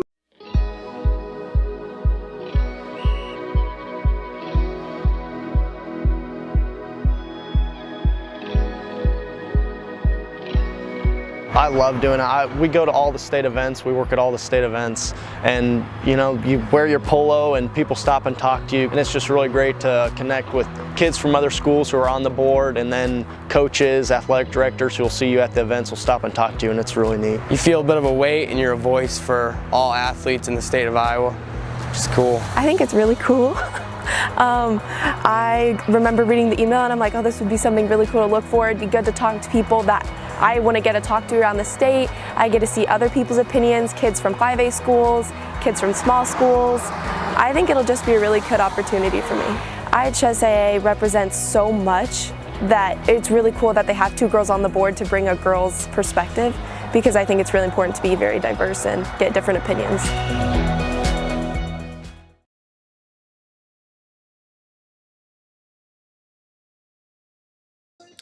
And welcome back, ladies and gentlemen. Hunter Wahab doing the duties yet again on the mound. He's going to try and shut the door on what has been a stellar offensive and defensive performance for the Bishop Heelan Crusaders in this one. As the timeline goes, it was a 5-0 advantage after 2 for East. Since then, it has been all, and I mean all, Bishop Heelan, as they have gone and scored 11 unanswered up to this point. But now the top of the lineup here for for East. And they're going to try and claw their way back into this one. As stepping up will be Cal Jepson to the plate. Takes a look at strike 1. He has also been one that's been impossible to get off of the base pass. A pair of singles, a double, 2 runs driven in, a walk. And now that one on a rope out there to first. Van Drager with the nice toss. Good fielding out there at first base, as he caught that one near the line, and a good pickup here to Wahab for out number 1. And that's a big out, as now a big batter here in Jack Steeler stepping on up to the plate. Steeler so far is 2 for 4, has doubled in both times he has hit the ball, driven in 1, struck out twice. He'll take a look at strike 1 on the outer edge. A lefty on righty battle here. Wahab looking to pick up yet another strikeout. He is already 21 entering the game, looking for his first one here in this battle. So bottom of the 7th, here we go. A swing through on that one, and we go from 1-1 to 1-2.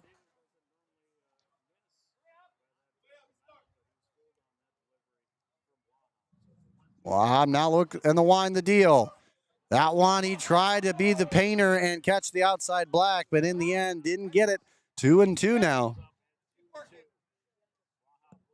Favor has gone in favor, well, of the Crusaders up to this point, past the 2nd inning. It has been all Bishop Heelan as they put up 2 in the 3rd, 2 in the 4th, 3 in each of the 5th and 6th innings, and 1 more in the top half of inning number 7. And there you go, another strikeout, first for Wahab on the night.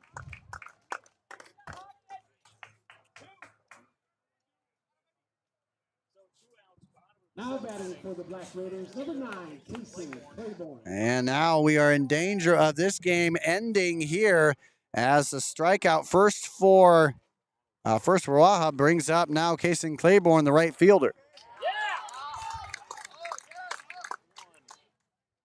Quite the comeback. Crusaders are This has been an absolute fun game to watch. As that one's left side, Beck with the pick. He'll have to go all the way across the diamond, gets it, and just like that, it's a Bishop Heelan Crusader victory as they snake bite the home squad, Black Raiders, and win this one in game one by the final of 11-5. What an outing for the Crusaders. Again, found themselves down early, but fought back in a big way. A 5-run deficit flipped on its head, and they end with a 6-run advantage here. And with that ground out, 5-3 ground out will officially end it. And we now will head on to the post game after this right here on the IA Baseball Network.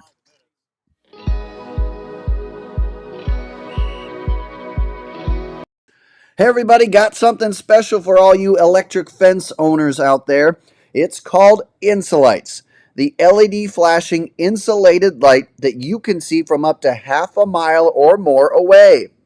It's so great you can see it from the comforts of your car or even your own home. That's right, you can put it onto almost any type of post out there, run the wire right through it, and that's all you need to do. Because Insulites goes with the pulse of the fence. So if there is no pulse, there is no flashing light, helping you locate where a problem may be or where a problem may exist that you didn't know was happening. It's simple as that. So you don't need to ground anything, add any bulky equipment, or shock yourself to test if your fence is working. All you need to do today is head to insulites.com and get you some, and you will not be disappointed. It's simplicity at its finest. So go ahead to insulites.com today and get you some. Oh, and by the way, make sure to tell them that IA Baseball sent you.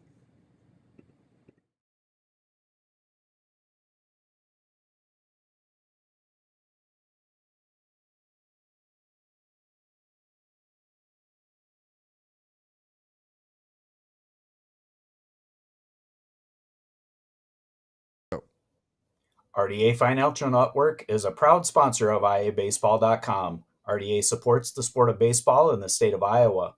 We believe the game of baseball promotes many values such as hard work, determination, and teamwork, values that matter on and off the baseball field, and values that we demonstrate to our clients every day in our offices across the country. RDA provides financial planning and wealth management services to our clients in 6 communities in the state of Iowa. RDA Financial Network is an SEC-registered investment advisory firm. RDA advisors may offer securities through United Planners Financial Services, a member of FINRA and SIPC. United Planners is not affiliated with RDA Financial Network nor IABaseball.com. Please visit RDAFN.com to find an RDA advisor near you.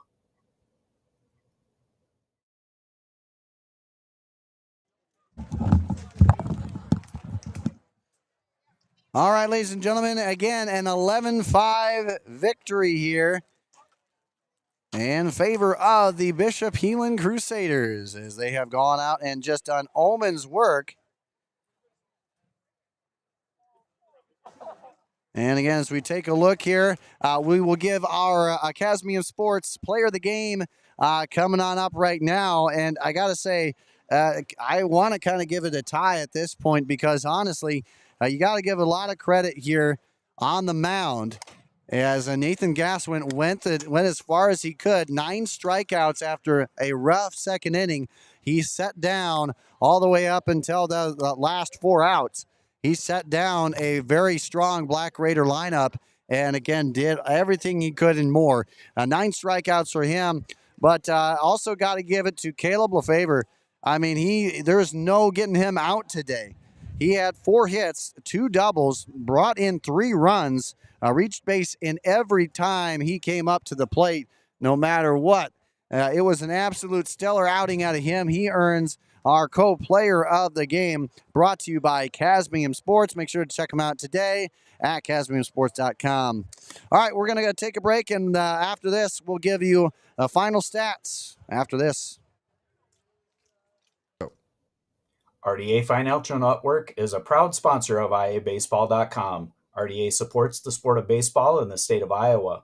We believe the game of baseball promotes many values such as hard work, determination, and teamwork, values that matter on and off the baseball field, and values that we demonstrate to our clients every day in our offices across the country. RDA provides financial planning and wealth management services to our clients in 6 communities in the state of Iowa. RDA Financial Network is an SEC-registered investment advisory firm. RDA advisors may offer securities through United Planners Financial Services, a member of FINRA and SIPC. United Planners is not affiliated with RDA Financial Network nor iabaseball.com. Please visit rdafn.com to find an RDA advisor near you.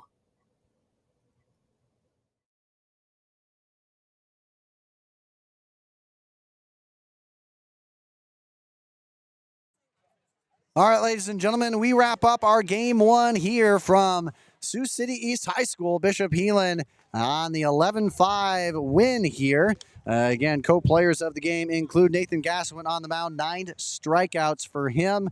And again, in the end, he picks up another big win for him on the season.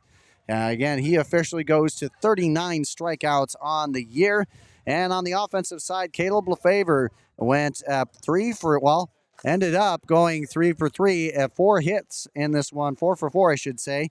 He went 4 for 4, had 2 doubles, 3 runs driven in, was hit by pitch, and overall a fantastic outing from him here in this one. So again, Caleb Lefevre and Nathan Gasswin are co-players of the game, brought to you by Casmium Sports. Final line score here for you for the visiting and victorious Crusaders. 11 runs on 17 hits, 10 runners left on base. East had 5 runs off 11 hits, 7 runners left in scoring position alone here in this one. And they fall in here. They fall to 16-2. Meanwhile, 12-3 overall for the Crusaders. All right, appreciate you coming along for this ride here. We have a brand new broadcast coming on up in about 20-25 minutes or so. So stay tuned, stay right here onto the IA Sports, and you'll be able to catch up on Game 2 right after this, right here on the IA Baseball Network. So again, make sure to stay right here on the IA Sports YouTube page. Again, a brand new broadcast is coming up next. We got to just recharge the batteries here quick, and then we'll be back with the start of Game 2 about 20-25 minutes.